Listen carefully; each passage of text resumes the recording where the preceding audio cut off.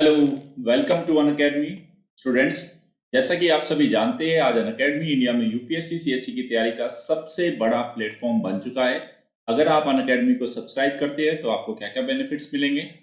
Daily live classes मिलेगी जिसमें आप अपने एडुकेटर्स के साथ चैट कर सकते हो, डिस्कशंस में एंगेज हो सकते हो, अपने डाउट्स पूछ सकते हो, आंसर कॉल्स की फैसिलिटी है। उसके साथ साथ सारे के सारे कोर्स स्ट्रक्चर्ड है, चाहे यूपीएससी प्रीलिम्स हो, मेंस हो या इंटरव्यू हो। जिस तरह का यूपीएससी का सिलेबस है, जिस तरह का पैटर्न है, जिस हिसाब से क्वेश्चन पूछे जाते हैं, उसी हिसाब से सारे कोर्स स्ट्रक्चर किए गए। लाइव टेस्ट एंड क्विज़ेस की फैसिलिटी है और अनलिमिटेड एक्सेस है। मतलब एक बार अगर आप नवीन वन कोड यूज करके अनअकैडमी को सब्सक्राइब करते हो तो मेरे साथ साथ यूपीएससी सीएससी की तैयारी कराने वाले जितने भी एजुकेटर्स हैं, सबके कोर्स तक आपकी फ्री ऑफ कॉस्ट एक्सेस होगी। अगर आप लोगों ने अनअकैडमी लर्निंग ऐप डाउनलोड नहीं की है तो उसको जरूर कीजिए, क्योंकि स्पेशल क्लासेस और प्लस क्लासेस आपकी लर्निंग ऐप पर ही कंडक्ट होती है। उसके साथ साथ एंड्रॉयड यूजर्स उसको गूगल प्ले से और एप्पल के यूजर एप्पल के ऐप स्टोर से उसे डाउनलोड कर सकते हैं। मेरा नाम नवीन तंवर है। यूपीएससी के फील्ड में 6 ईयर टीचिंग एक्सपीरियंस है, 6 टाइम मेंस और इंटरव्यू का एक्सपीरियंस है। मंथली करंट अफेयर मैगजीन का एडिटर हूँ। ज्योग्राफी से मैंने मास्टर्स किया है और ज्योग्राफी से ही यूजीसी नेट और जेआरएफ दोनों क्वालिफाइड हूँ। अगर आप मेरी क्लासेस के पीडीएफ चाहते हैं, आपको किसी तरह कोई डाउट है, तो ये टेलीग्राम चैनल है unacademy_नवीन तंवर।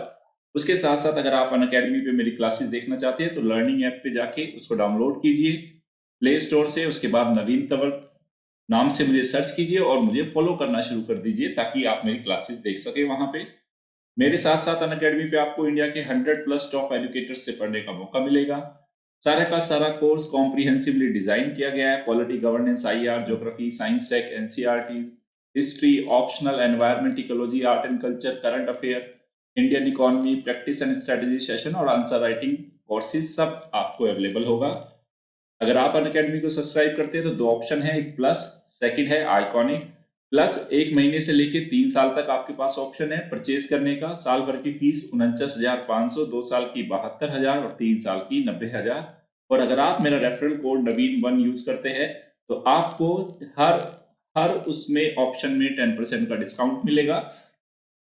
सेकंड ऑप्शन है आपके पास आइकॉनिक। आइकॉनिक प्लस से क्यों बेटर है पहले ये बता देता हूं। आपको एक पर्सनल कोच मिलेगा, daily mains question answer writing practice होगी, स्टडी प्लान्स होंगे, पर्सनल फीडबैक मिलेगा।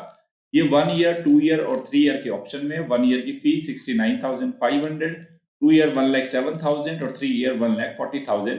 अगेन अगर मेरे रेफरल कोड नवीन1 को यूज करेंगे तो आपको 10% का डिस्काउंट मिलेगा। उसके साथ साथ आप अपना ऑप्शनल सब्जेक्ट भी तैयार कर सकते हैं अनअकैडमी पे। 1 मंथ से लेके 3 ईयर तक का आपके पास ऑप्शन है। 1 ईयर की फीस 27,500, 2 ईयर की 40,000 और 3 ईयर की 50,000। अगर आप मेरे रेफरल कोड नवीन1 को यूज करेंगे तो फिर से आपको 10% का डिस्काउंट मिलेगा। तो कुल मिला के अगर आपको 10% का डिस्काउंट चाहिए और मेरी मेंटरशिप चाहिए तो आपको नवीन1 कोड यूज करना ही होगा स्टूडेंट। अगर आप चाहते हैं वास्तव में कि लवासना में आपकी एंट्री हो, यूपीएससी में आपकी एंट्री हो, तो ये वो कोड है जो आपको एंट्री दिलाएगा।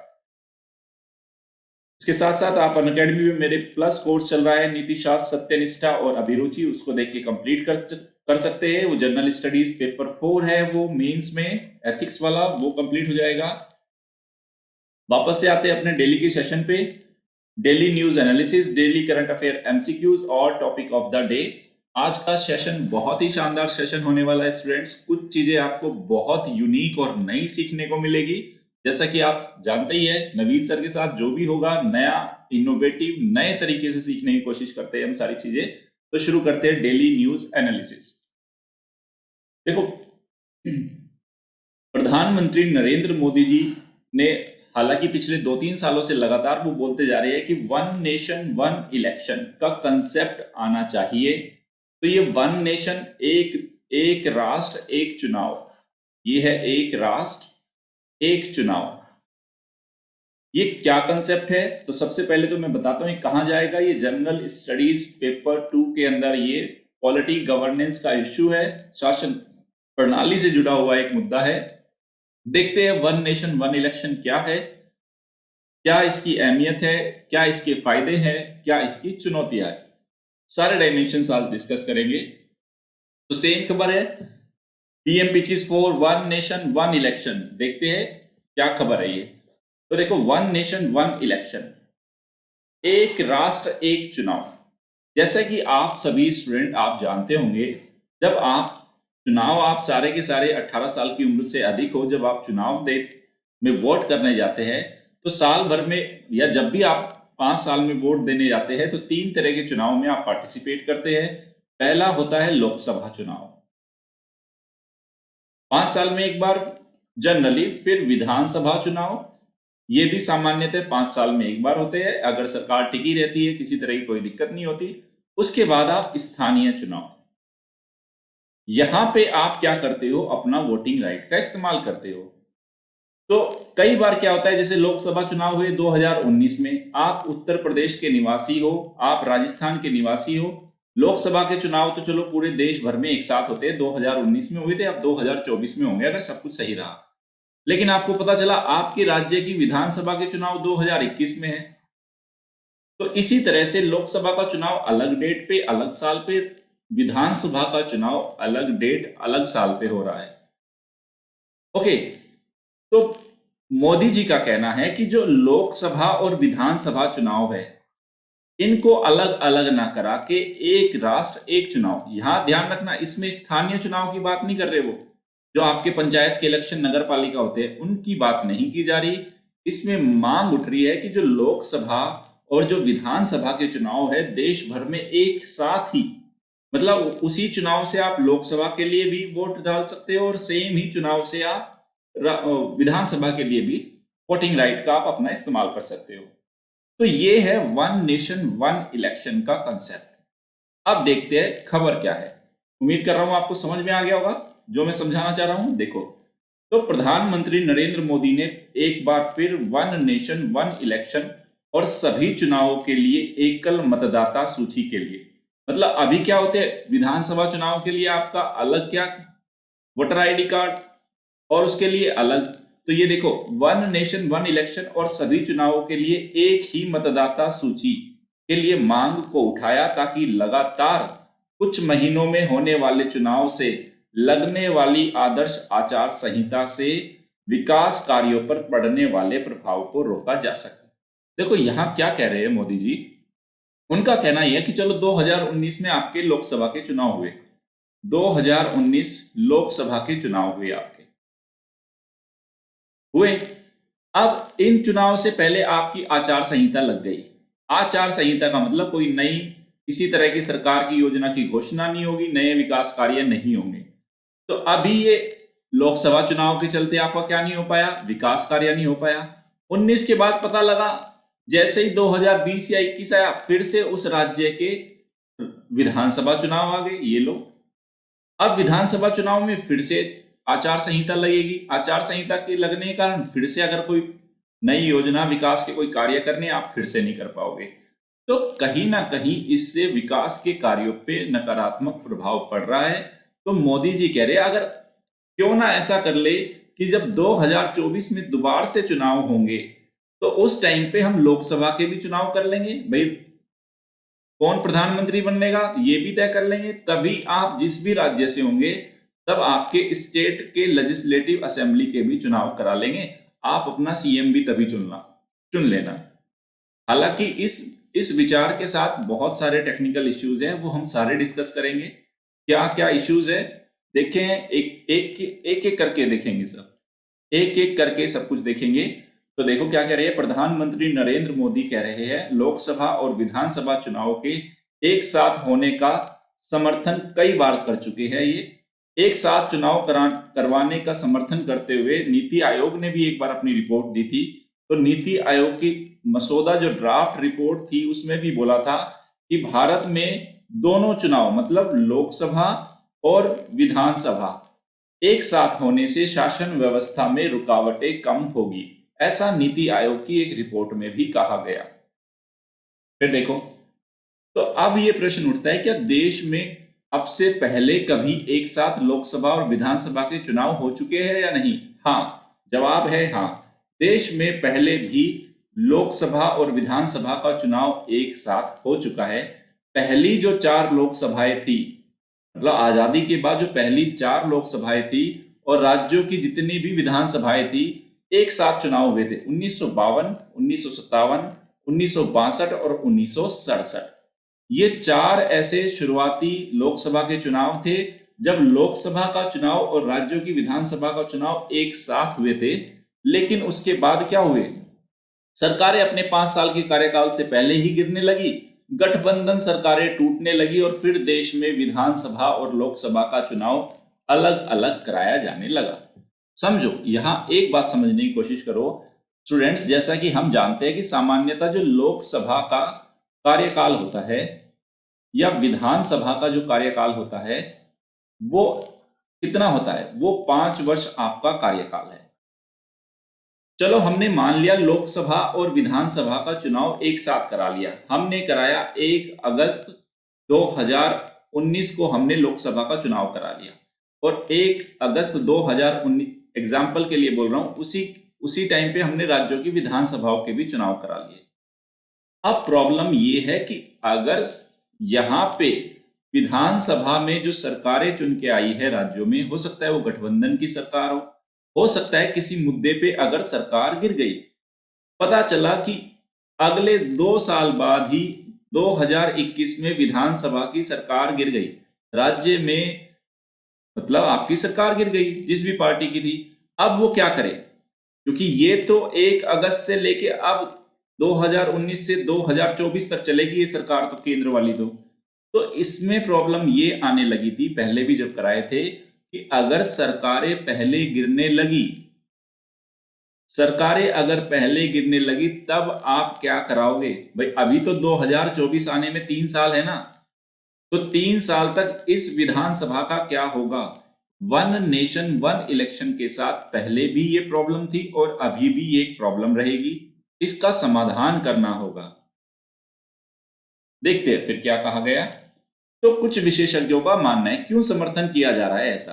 अगर कोई ऐसा टेक्निकल इश्यू है कि सरकार अगर बीच में गिरेगी तो उसमें आप क्या करोगे तब, और फिर भी और क्या कोई अन्य फायदे हैं क्या। तो विशेषज्ञों का मानना है कि एक साथ चुनाव कराने से सरकारी राजस्व, पैसे की और समय की, दोनों की बचत होगी। देखो, इसमें तो कोई शक नहीं है।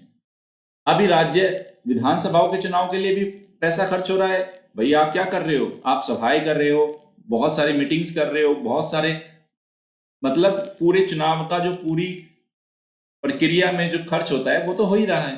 तो लोकसभा के में भी करना पड़ता है और राज्यसभा के में भी, तो उससे एक तो पैसा भी बच जाएगा और समय भी। और बार बार चुनाव के चलते होने वाली जो राजनीतिक रैलियां है, उससे जो सार्वजनिक जनजीवन तो देखो प्रभावित होता ही है, और बड़े पैमाने पर सार्वजनिक धन की बर्बादी भी होती है, वो रुक जाएगी, ऐसा विशेषज्ञों का मानना है। और वर्ष भर में अभी तो इंडिया में ऐसा है कि देश के किसी ना किसी हिस्से में चुनाव होते ही रहते हैं, तो उससे चुनाव की जो आचार संहिता है वो लगी ही रहती है। तो इसका असर सरकार की योजनाओं को जमीनी स्तर पर लागू करने पे और गुड गवर्नेंस पे इसका इंपैक्ट आ रहा है। नो डाउट, देखो ये प्रॉब्लम आती है चुनाव से, यहां बिल्कुल सही है विशेषज्ञ। तो एक साथ चुनाव कराने में राष्ट्र अगर फायदा क्या होगा, देखो राष्ट्रीय हित को प्रधानता मिलेगी, नेशनल इंटरेस्ट सबसे ऊपर होगा, और जो रीजनल लेवल पे जो क्षेत्रीय अलगाववाद है वो भी कम होगा।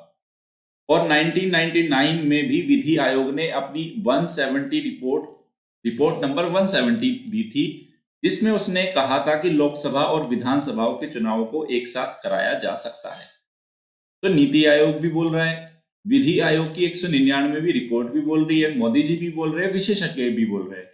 लेकिन चुनौतियां क्या है ये जानना जरूरी है कि हमारे सामने प्रमुख चुनौती क्या है। पहला, वही लोकसभा और राज्य विधानसभाओं के कार्यकाल को कैसे समन्वित करोगे ताकि दोनों का चुनाव निश्चित समय के भीतर हो सके। एक तो प्रॉब्लम वही कि अगर बीच में सरकारें गिर गई विधानसभा की, तो वो बाकी टाइम के लिए कैसे मैनेज करोगे।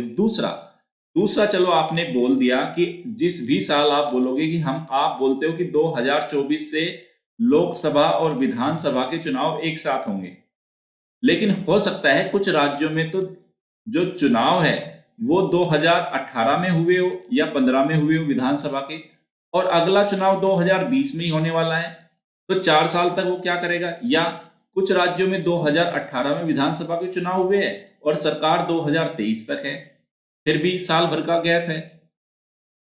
तो वो जो गैप बनेगा, क्योंकि हो सकता है कि आपने बोल दिया 2024 से इस तरह के चुनाव है, तो किसी राज्य में हो सकता है 2022 में ही विधानसभा के चुनाव है, तो वो तो 2 साल के बाद ही 2 साल का कार्यकाल होगा, फिर से दोबारा चुनाव और फिर से एक साथ लेके आना पड़ेगा। एक तो प्रॉब्लम ये, और दूसरा ये कि अगर सरकारें गिर जाती है विधानसभा में राज्यों की, तब उसका कैसे समन्वय करोगे, पहली चुनौती ये है। दूसरा, राज्य विधानसभाओं के कार्यकाल को लोकसभा के साथ समन्वित करने के लिए राज्य विधानसभाओं के कार्यकाल को घटाया या बढ़ाया जा सकता है। तो आपने क्या बोला भाई, जो 2022 में जो चुनाव हुआ है और जब 2024 में आपने ये निर्णय ले लिया कि देश भर में लोकसभा और विधानसभा का चुनाव एक साथ कराओगे, तो हो सकता है जिस राज्य में 2022 में चुनाव हुए हैं उसका तो आपने कार्यकाल घटा दिया, 2 साल का ही कार्यकाल होगा, 24 में जाकर दोबारा से चुनाव होंगे। ये सॉल्यूशन बताए जा रहे हैं। ओके, दूसरा ये है कि सपोज करो कहीं 2018 में ही चुनाव हुए थे विधानसभा के, अब 2023 में उसका कार्यकाल खत्म हो जाएगा।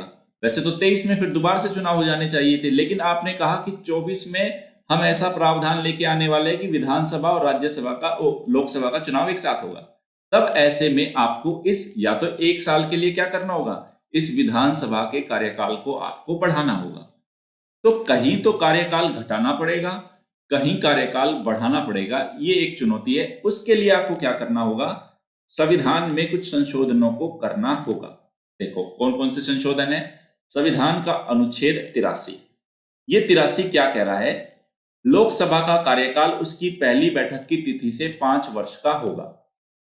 पहली बात, इसको अमेंड करना होगा, क्योंकि आपने बोल दिया ना कि जिस दिन पहली बैठक हुई और आने वाले 5 साल तक उसका कार्यकाल चलेगा अगर सरकारें नहीं गिरती, तो इसको अमेंड करना पड़ेगा आपको उसके लिए। दूसरा, अनुच्छेद 85, राष्ट्रपति को लोकसभा भंग करने का अधिकार है, इसको अमेंड करना पड़ेगा। सेम प्रोविजन राज्य में 172 अनुच्छेद है, विधानसभा का कार्यकाल उसकी पहली बैठक से लेके 5 वर्ष तक होगा, इसमें यह प्रावधान है। फिर 174 में क्या बोला गया, यह राज्य के राज्यपाल को विधानसभा भंग करने का अधिकार देता है, इसको भी अमेंड करना होगा। फिर अनुच्छेद 356, देखो यदि केंद्र सरकार को राज्य में संवैधानिक मशीनरी की विफलता को ध्यान में रखते हुए राष्ट्रपति शासन को लगाने का अधिकार देता है, तो इसको भी कहीं ना कहीं अमेंड करना होगा। क्यों, आपने तो बोल दिया लोकसभा और विधानसभा जब भी होंगे साथ साथ होंगे, तो अगर किसी राज्य में राष्ट्रपति शासन या संवैधानिक मतलब कॉन्स्टिट्यूशनल मशीनरी फेल हो जाती है, तब 356 कैसे काम करेगा, क्योंकि आपने तो बोल दिया दोनों साथ करो, और राज्य में संवैधानिक सरकारें नहीं है, संविधान के प्रावधानों के अनुसार नहीं चल रही, तब सरकार तो गिरानी पड़ेगी ना भाई। 356 का यही तो प्रावधान है, तो इसको भी आपको अमेंड करना होगा। तो इसमें कुछ तकनीकी समस्याएं आएगी, उसका समाधान कैसे होगा वो समय के साथ साथ देखेंगे। इसमें ये कोई डाउट नहीं है कि अगर ये एक साथ चुनाव होते हैं, पैसा बचेगा, समय की बर्बादी बचेगी, ओके, विकास कार्य ज्यादा बेहतर तरीके से हो पाएंगे। लेकिन कुछ समस्याएं भी है इस तरह के चुनाव में। कई बार क्या होता है, अभी आपका 2019 का जो चुनाव है, भारत सरकार, आप सपोज करो देशभक्ति के मुद्दे पे आपने चुनाव लड़ लिया, देशभक्ति के मुद्दे पे चुनाव लड़ लिया और आपकी सरकार जीत के आ गई, तो देशभक्ति तो एक राष्ट्रीय मुद्दा है, ठीक है। तो अगर इसी समय अगर विधानसभा का भी चुनाव होता, तो जनता राज्यों के क्षेत्रीय हित में और राष्ट्रीय हित में, देखो कुछ राज्य सपोज करो अभी उत्तर प्रदेश है, पंजाब है और हरियाणा है, यहां पे किसानों के मुद्दे ज्यादा प्रभावी है, तो ये कुछ क्षेत्रीय मुद्दे हैं, अभी राज्य सरकारों के क्षेत्रीय मुद्दे हैं। तो जब अगर एक साथ आपने चुनाव करा दिए, तो उसमें यह प्रॉब्लम हो जाएगी कि जो आपके क्षेत्रीय मुद्दों पर राष्ट्रीय मुद्दे हावी हो जाएंगे, तब आपको वहां पे कॉम्प्रोमाइज करना पड़ सकता है, ये भी चुनौती आएगी इसमें।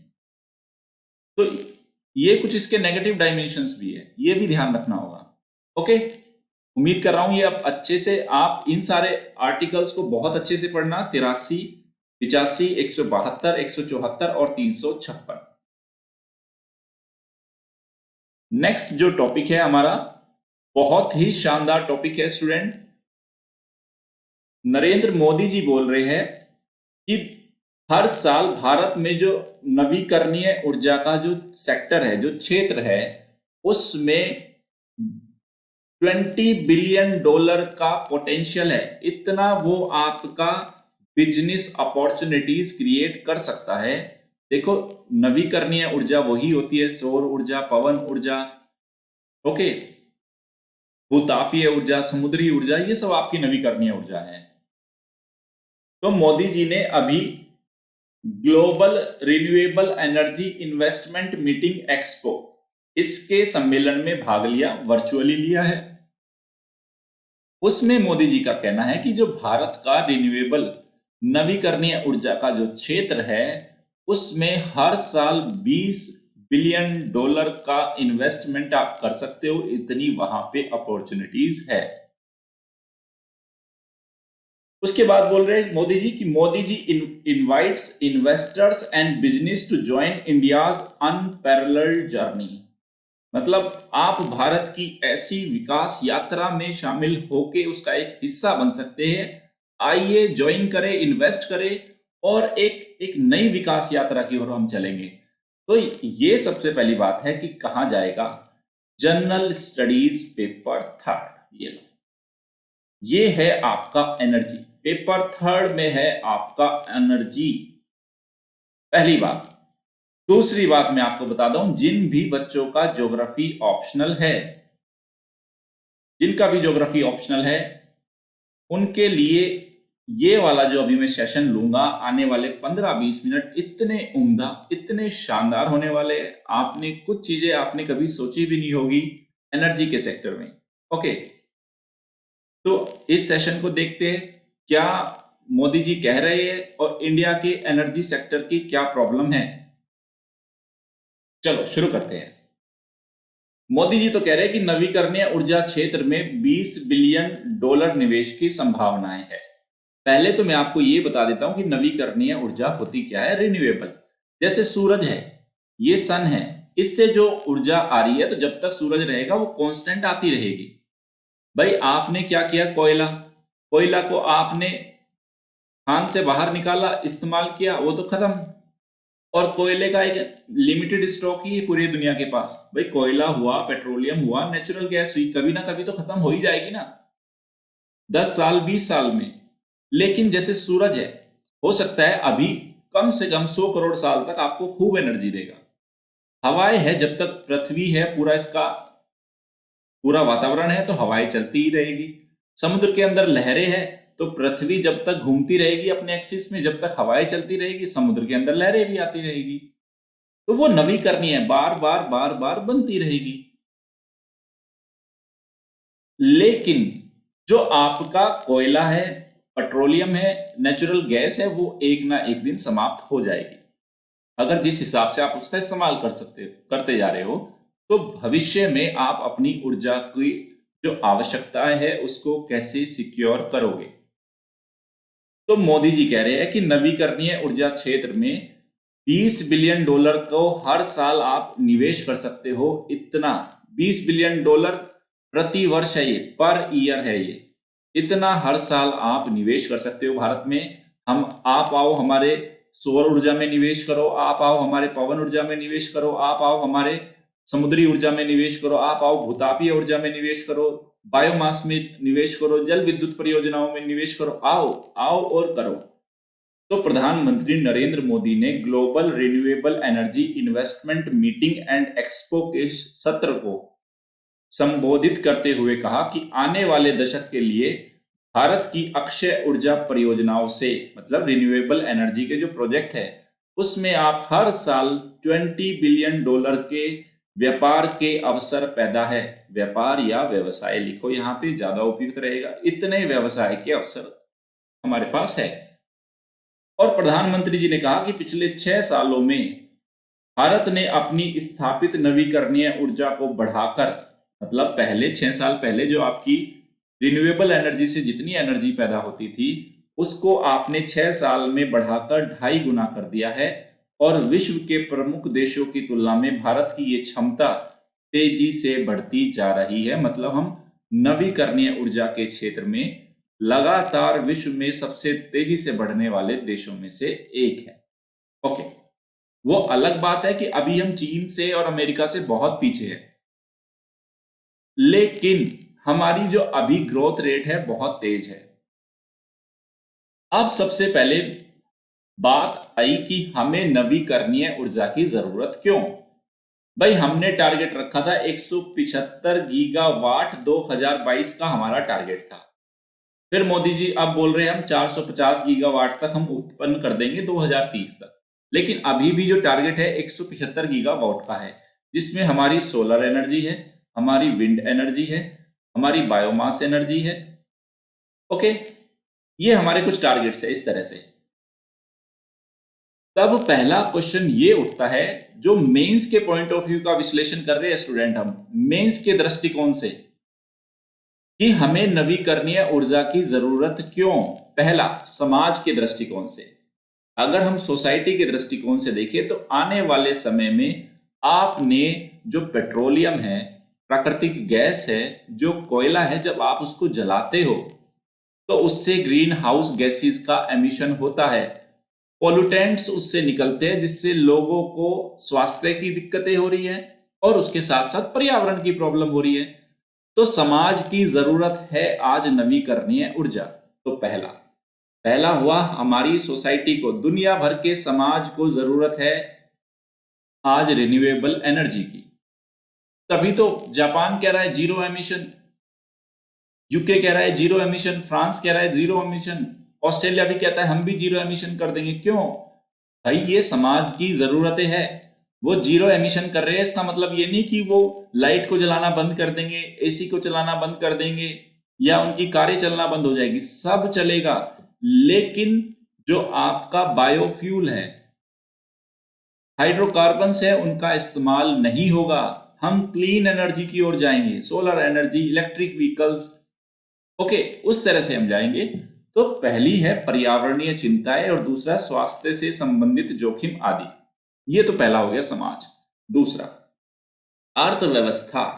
देखो, ऊर्जा सुरक्षा, एनर्जी सिक्योरिटी के लिए, भाई चलो आज हम कह रहे हैं हमारे पास कोयला है, हम कह रहे हैं हमारे पास ऑयल है, हमारे पास नेचुरल गैस है, लेकिन कब तक? 10 साल, 20 साल, 30 साल, ये तो खत्म हो जाएंगे।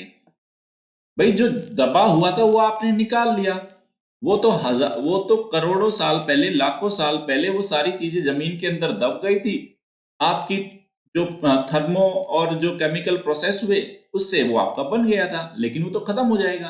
फिर आपकी जरूरतें कहां से पूरी होगी? तो उन जरूरतों को पूरा करने के लिए आपको नवीकरणीय ऊर्जा स्रोतों की ओर जाना होगा। तो अर्थव्यवस्था के दृष्टिकोण से आपको ऊर्जा की सुरक्षा। फिर है समावेशी और सतत विकास, आपका इंक्लूसिव और सस्टेनेबल डेवलपमेंट है। भाई क्यों, आपकी सारा का सारा जो एक्टिविटी है, आर्थिक गतिविधियां किस पे निर्भर है? सारी की सारी आर्थिक जो गतिविधियां आपकी ऊर्जा पर निर्भर है। अभी भी जो मैं आपको पढ़ा रहा हूं, आप मुझसे पढ़ रहे हो, उसके लिए क्या एनर्जी रिक्वायरमेंट है ना। भाई आपके लैपटॉप के अंदर, आपके मोबाइल फोन के अंदर बैटरी है ना, that is a form of energy. तो उसके लिए भी, पढ़ने के लिए भी तो एनर्जी की जरूरत है। और इन फ्यूचर आपको रोजगार भी तो सृजित करने हैं। तो जैसे आप रिन्यूएबल एनर्जी के सेक्टर में इन्वेस्टमेंट करोगे तो नए रोजगार भी पैदा होंगे। तो आर्थिक दृष्टिकोण से भी रिन्यूएबल एनर्जी की जरूरत है। तीसरा, सरकार। देखो, हम हर साल क्या बोलते हैं, हर साल हमारा यूएनएफसीसी की बैठक होती है, दुनिया भर में हम बोलते हैं ग्रीन हाउस गैसेस का स्तर बहुत ज्यादा बढ़ गया, क्लाइमेट चेंज होना है, उसको रोकना है। तो पर्यावरण और जलवायु के प्रति प्रतिबद्धताएं, अंतर्राष्ट्रीय प्रतिबद्धताएं है, बहुत समझौते हैं जो आप करते हो, जिसमें मैं लगातार बोलता हूं। पेरिस समझौता है जिसमें आपने अपने टारगेट्स सेट किए, और पेरिस समझौते के हमारे जो जो टारगेट थे मैं कम से कम 4-5 बार आपको बता चुका हूं, वो आप याद रखना। तो पेरिस समझौता है, फिर हमने सतत विकास लक्ष्य है 2030 तक, 2030 तक के सस्टेनेबल डेवलपमेंट गोल्स हैं, उनको भी तो अचीव करना है। और उसके बाद सरकार ने क्या बोला, 24/7 ऊर्जा प्रदान करने की सरकार की प्रतिबद्धता है। सरकार ने बोला है ना कि सबको 24/7 24 घंटे 7 दिन हम आपको बिजली प्रोवाइड करेंगे। तो सरकार की भी कमिटमेंट है। सौभाग्य योजना याद है ना आपको? प्रधानमंत्री सहज बिजली हर घर योजना, सब सब घरों तक, देश के हर गांव तक, दूर दराज के गांव तक सब लोगों को हमें बिजली देनी है। तो सरकार के भी कमिटमेंट है और ये कोई पॉलिटिकल एजेंडा नहीं है, हर लोग को बिजली की जरूरत है। और आपको मैं बता दूं कि आपके विकास का क्राइटेरिया होता है ऊर्जा उपभोग। विकास की कसौटी है। ये माना जाता है कि जो देश जितना ज्यादा एनर्जी का कंजप्शन कर रहा है, इट मींस वो उतना ज्यादा डेवलपमेंट कर रहा है। इसका मतलब मशीनें चल रही है, कारखाने चल रहे हैं, लोगों के लाइफ में इलेक्ट्रिसिटी का यूज है। भाई एनर्जी कंजप्शन ऐसा तो है नहीं आपने कटोरी में भर भर के खा रहे हो, लो भाई खा लिए मैंने, इतनी एनर्जी खा ली आज मैंने, वो नहीं। तो आपके विकास की एक कसौटी है ऊर्जा। तो हमें जरूरत है नवीकरणीय ऊर्जा की, हमारे समाज के लिए, अर्थव्यवस्था के लिए और सरकार के लिए। अब चलो मान लिए बात, लेकिन नवीकरणीय ऊर्जा से जुड़े हुए सबसे बड़े मुद्दे क्या है और चिंताएं क्या है? देखो मेंस का सीधा ही क्वेश्चन करा रहा हूं आपको, हो सकता है इस साल, अगले साल या जिस साल भी आप पेपर दो सीधा ही क्वेश्चन आ जाए। और कहीं भी आपको रेडीमेड मटेरियल ऐसा नहीं मिलने वाला है स्टूडेंट। मैं हमेशा ही बोलता हूं, जो डेली में पढ़ा रहा हूं, आप उस न्यूज को द हिंदू में, इंडियन एक्सप्रेस में पढ़ के देखना, और उस खबर के बाद जो उसमें मेरा इनपुट डलता है, मैं उस पर जो मेहनत करता हूं, वो बहुत यूनिक है अपने आप में। वो काफी यूनिक मटेरियल मैं खुद की मेहनत से क्रिएट कर रहा हूं। तो ये सारी चीजें बहुत अच्छे से संभाल के याद करके रखनी है आपको, मेंस में बहुत हेल्प करेगी, प्रीलिम्स में बहुत हेल्प करेगी। तो देखो, नवीकरणीय ऊर्जा से संबंधित मुख्य जो इश्यूज है, मुद्दे हैं और जो कंसर्न्स है, जिसको हम बोलेंगे इश्यूज, और जो चिंता है, कंसर्न क्या है, ये देखो। पहली बात तो बड़ी मात्रा में निवेश की जरूरत है। ये लो पैसा चाहिए, तभी तो मोदी जी कह रहे हैं कि आओ भाई, भारत की विकास की अद्भुत यात्रा में शामिल हो जाओ, उसके गवाह बन जाओ। आप भी पैसा लेके आओ, हर साल आप लगाओ, हमारे यहाँ 20 बिलियन US डॉलर डालो, इतनी जरूरत है हमारे इस सेक्टर को, डालो। तो पहली बात तो सरकार के पास पैसा नहीं है। सरकार देख रही है निजी क्षेत्र की ओर, सरकार देख रही है विदेशी कंपनियों की ओर, सरकार के पास इतना पैसा नहीं है। पहली बात, निवेश सबसे बड़ा मुद्दा है इसमें। अभी भी आप देख रहे होगे, जितना भी रिन्यूएबल एनर्जी के सेक्टर में काम कर रही है, मैक्सिमम कंपनी आपकी प्राइवेट है। अगर आपको याद हो, एक दिन मैंने बताया था कि रिन्यूएबल सेक्टर में आपका प्राइवेट सेक्टर और गवर्नमेंट सेक्टर की भूमिका ऑलमोस्ट 90% से ज्यादा कौन है? Private sector. इसका मतलब ये नहीं कि सरकार नहीं आना चाहती, सरकार आना चाहती है, सरकार के पास भैया पैसा नहीं है, नहीं है पैसा, उसको निवेश की जरूरत है, इसलिए चाहती है निजी क्षेत्र आए, इसलिए चाहती है विदेशी कंपनियां आए, विदेश के लोग आए अपना पैसा लेके। दूसरा, ऊर्जा भंडारण की समस्या। ये लो, अब आपने रिन्यूएबल एनर्जी, भाई सूरज से आपने ऊर्जा पैदा कर ली, विंड से आपने ऊर्जा पैदा कर ली, उसको स्टोर कहां करके रखोगे? स्टोरेज एक प्रॉब्लम है। इसके साथ एक प्रॉब्लम है स्टोरेज, क्योंकि वो तो कांस्टेंट आई जा रही है, विंड कांस्टेंट है। भैया आपका जो कोयला आधारित या गैस आधारित जो आपके प्लांट है, वहां तो आपने जितना कोयला डाला उतनी पैदा हो गई, वहां तो ऐसा इश्यू नहीं है, जितनी नेचुरल गैस को यूज किया उतनी हो गई। अब इसमें तो प्रॉब्लम ये है ना, पीछे से कांस्टेंट आई जा रही है, तो आपके पास स्टोरेज कैसे है? तो स्टोरेज की टेक्नोलॉजी आपके पास नहीं है, दूसरा मुद्दा। तीसरा, ज्यादातर आपके ऊर्जा को उपभोग करने वाले जो सेक्टर्स होते हैं, वो शहरी क्षेत्र में या औद्योगिक क्षेत्र होते हैं। भाई कहां एनर्जी की ज्यादा डिमांड कहां होती है? उद्योगों में होगी, अर्बन जो एरियाज है वहां पे होगी, लेकिन इन क्षेत्रों में इनका पेनिट्रेशन कम है। कैसे? आप ये बताओ, कौन से शहर के अंदर आपने देखा है कि विंड के टरबाइन लगे हुए? बताओ, विंड टरबाइन लगे हुए आप देखते हो बड़े बड़े दूर दूर खेतों में, कहीं जंगलों में लगा रखे हैं। आप ये देखो कहाँ पे आप दूसरा दूसरा अगर मैं कहूं ओशियन एनर्जी, बताओ ओशियन एनर्जी को कैसे यूज, दूसरी प्रॉब्लम कहाँ क्या है, इनका इंडस्ट्रियल सेक्टर शहरी क्षेत्रों में इनका पेनिट्रेशन नहीं है। उसके बाद अगर शहरी क्षेत्रों में अगर आपने टरबाइन लगा भी दिए, तो दिल्ली में तो आप देख रहे हो घर से घर चिपके हुए हैं, 25 गज के 50 गज के घर है, उनमें तो वैसे ही नहीं आ रही आपकी हवा का तो मतलब ही नहीं है ना वहां पे। जिस हिसाब से आपके शहर डिजाइन किए गए, जिस हिसाब से आपका पॉपुलेशन का प्रेशर है शहरों पे, उसको ध्यान में रखते हुए आप विंड एनर्जी का, ओशियन एनर्जी का, सोलर एनर्जी का वहां पे आप कैसे इस्तेमाल करोगे बड़े लेवल पे। सोलर एनर्जी का तो थोड़ा बहुत स्कोप है भी कि आपने छत पे जगह लाके एक पैनल लगा दिया, लेकिन 25 गज की एक बिल्डिंग है उसमें 10 फ्लोर बने हुए हैं, तो कितने लोग इस्तेमाल करेंगे, वो भी तो प्रॉब्लम है ना। तो शहरी और औद्योगिक क्षेत्रों में इसका पेनिट्रेशन नहीं है। चौथा, इसकी जो सोशल कॉस्ट बहुत ज्यादा है। ये देखो, ये समझने वाली बात है कि सोशल कॉस्ट क्या है। सोशल कॉस्ट क्या है, देखो अभी मैं अगर बात करूं सोशल कॉस्ट, सामाजिक लागत, ये शब्द अक्सर यूज कर सकते हो एग्जाम में कि किसी भी उसकी सोशल कॉस्ट बहुत ज्यादा है। अभी देखो भारत एक विकासशील देश है, हमें पैसे की जरूरत है शिक्षा में, हमें पैसे की जरूरत है स्वास्थ्य में, हमें पैसे की जरूरत है अवसंरचना में। ओके, अब पैसा तो सरकार के पास लिमिटेड है, तो अगर आपने इस पैसे को आज डाइवर्ट करके, इन सारे सेक्टर से डाइवर्ट करके आपने किधर लगा दिया, रिन्यूएबल एनर्जी में लगा भी दिया, तो कॉस्ट देखो ना, किसकी कॉस्ट पे, किसकी लागत पे। शिक्षा में जहां पैसा जाना चाहिए था, जो पैसा स्वास्थ्य में जाना चाहिए था, जो अन्य क्षेत्रों में जाना था, वो पैसा कहां जा रहा है, नवीकरणीय ऊर्जा पे। वो पैसा गया नवीकरणीय ऊर्जा पे। जरूरत ये भी है और जरूरत ये भी है, तो किसमें पैसा पहले लगाए। इतना पैसा होता तो भाई हर जगह ही लगा देती सरकार, यहां भी लगा दो यहां भी लगा दो। तो इसकी सोशल कॉस्ट बहुत ज्यादा है नवीकरणीय ऊर्जा की, इस बात को भी ध्यान रखना। उसके साथ लैंड एक्विजिशन के इश्यूज होंगे ना भाई, इसमें भी वहां भी तो सामाजिक इश्यू आएंगे ना।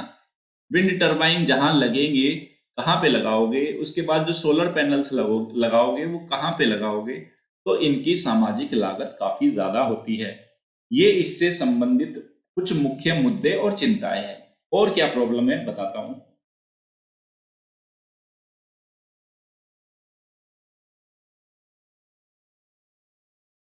नेक्स्ट देखो,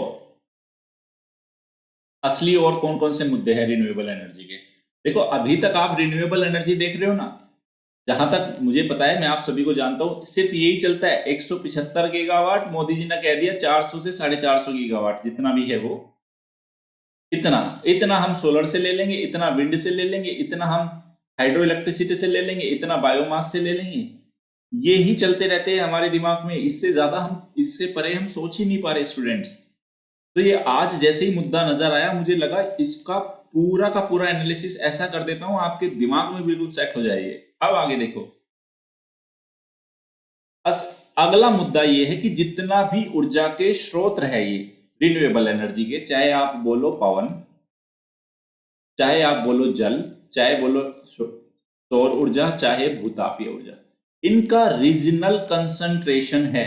इसका मतलब क्या हुआ, देखो ये भारत है, इस तरह के मैप बना सकते हो अगर आपके अंदर इतनी कलाकारी है ना, तो इस तरह की चीजों को यूज करना शुरू करो स्टूडेंट्स। ये वो टॉपिक है जो आपको एग्जाम में बहुत ही उम्दा नंबर दिला सकते हैं अगर आपकी अच्छी पकड़ है इन सब मुद्दों पे। ये देखो मैं क्या समझाने की कोशिश कर रहा हूं।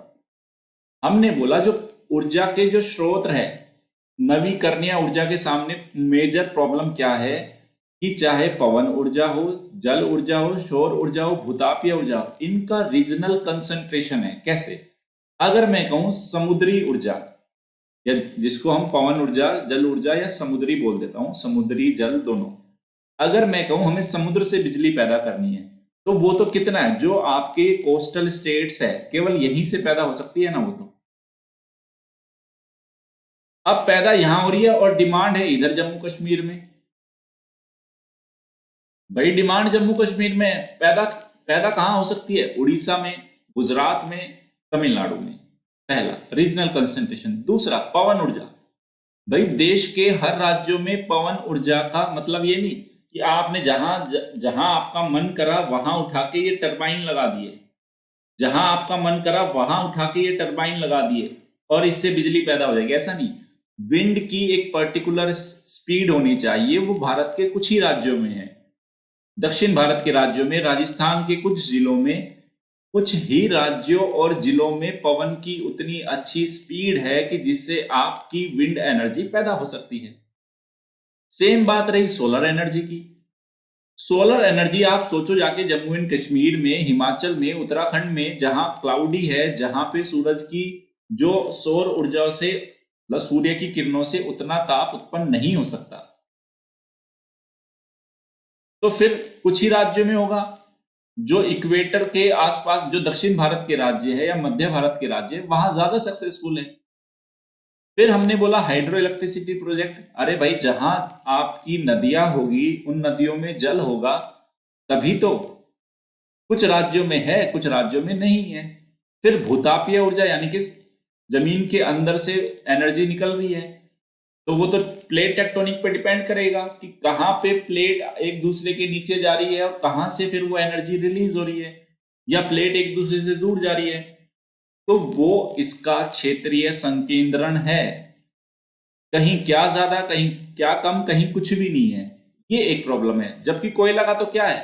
अरे भाई कोयला का क्या है, यहां से निकलता है ना, यहां से अगर निकल रहा है तो ट्रकों में और ट्रेन में भर के भेज दो, यहां पे इधर भेजो पंजाब हरियाणा में, कोई दिक्कत नहीं। वहां प्लांट लगा दिए, वहां पे होगा। उसके बाद आपकी जो ऑयल और गैस पाइपलाइन है, ठीक है, गुजरात से लाइन खींच दी आपने पानीपत तक, उस पाइपलाइन के जरिए एनर्जी, उसके जरिए गैस चली जाएगी और आप उसको ऊर्जा उत्पादन में इस्तेमाल कर लोगे। लेकिन सौर ऊर्जा को कैसे, कौन सी पाइपलाइन बिछा के भेजोगे भाई? पवन ऊर्जा को कैसे भेजोगे? नदियों के जल को कैसे भेजोगे? तो क्षेत्रीय संकेंद्रण रिन्यूएबल एनर्जी के सामने एक मेजर इश्यू है कि कुछ ही सेंटर्स पे, कुछ ही क्षेत्र में, भारत के कुछ ही राज्यों पे कुछ ही टाइप की आपकी रिन्यूएबल एनर्जी मिल रही है। उम्मीद कर रहा हूं ये समझ में आ रहा होगा आपको। तीसरा, परिवर्तनशीलता और अनिश्चितता। कितना शानदार पॉइंट है, देखो ये परिवर्तनशीलता और अनिश्चितता। चलो हमने ये मान लिया सोलर एनर्जी है, राजस्थान में आपको मिल जाएगी, गुजरात में मिल जाएगी, आपको केरल में, तमिलनाडु में खूब मिल रही है। लेकिन क्या पवन की स्पीड, सपोज करो पवन की स्पीड चाहिए हमें 15 किलोमीटर प्रति घंटा मिनिमम, आपके पास क्या गारंटी है कि लगातार 365 के 65 दिन, 24 घंटे, सातों दिन आपकी पवन की स्पीड यही रहेगी? सोलर एनर्जी की आप बात कर रहे हो, पता चल रहा है बादल आ गए, 4 दिन तक बादल है, 4 दिन तक बादल है, तो गई ना वो तो। आपने कहा चलो सर, हमने तो उत्तराखंड में भी हमने सोलर पैनल लगा रखे, जम्मू कश्मीर में भी लगा रखे, भाई वहां बादल आ गए, अगले 15 दिन तक सूरज ही नहीं दिख रहा, फिर क्या करोगे?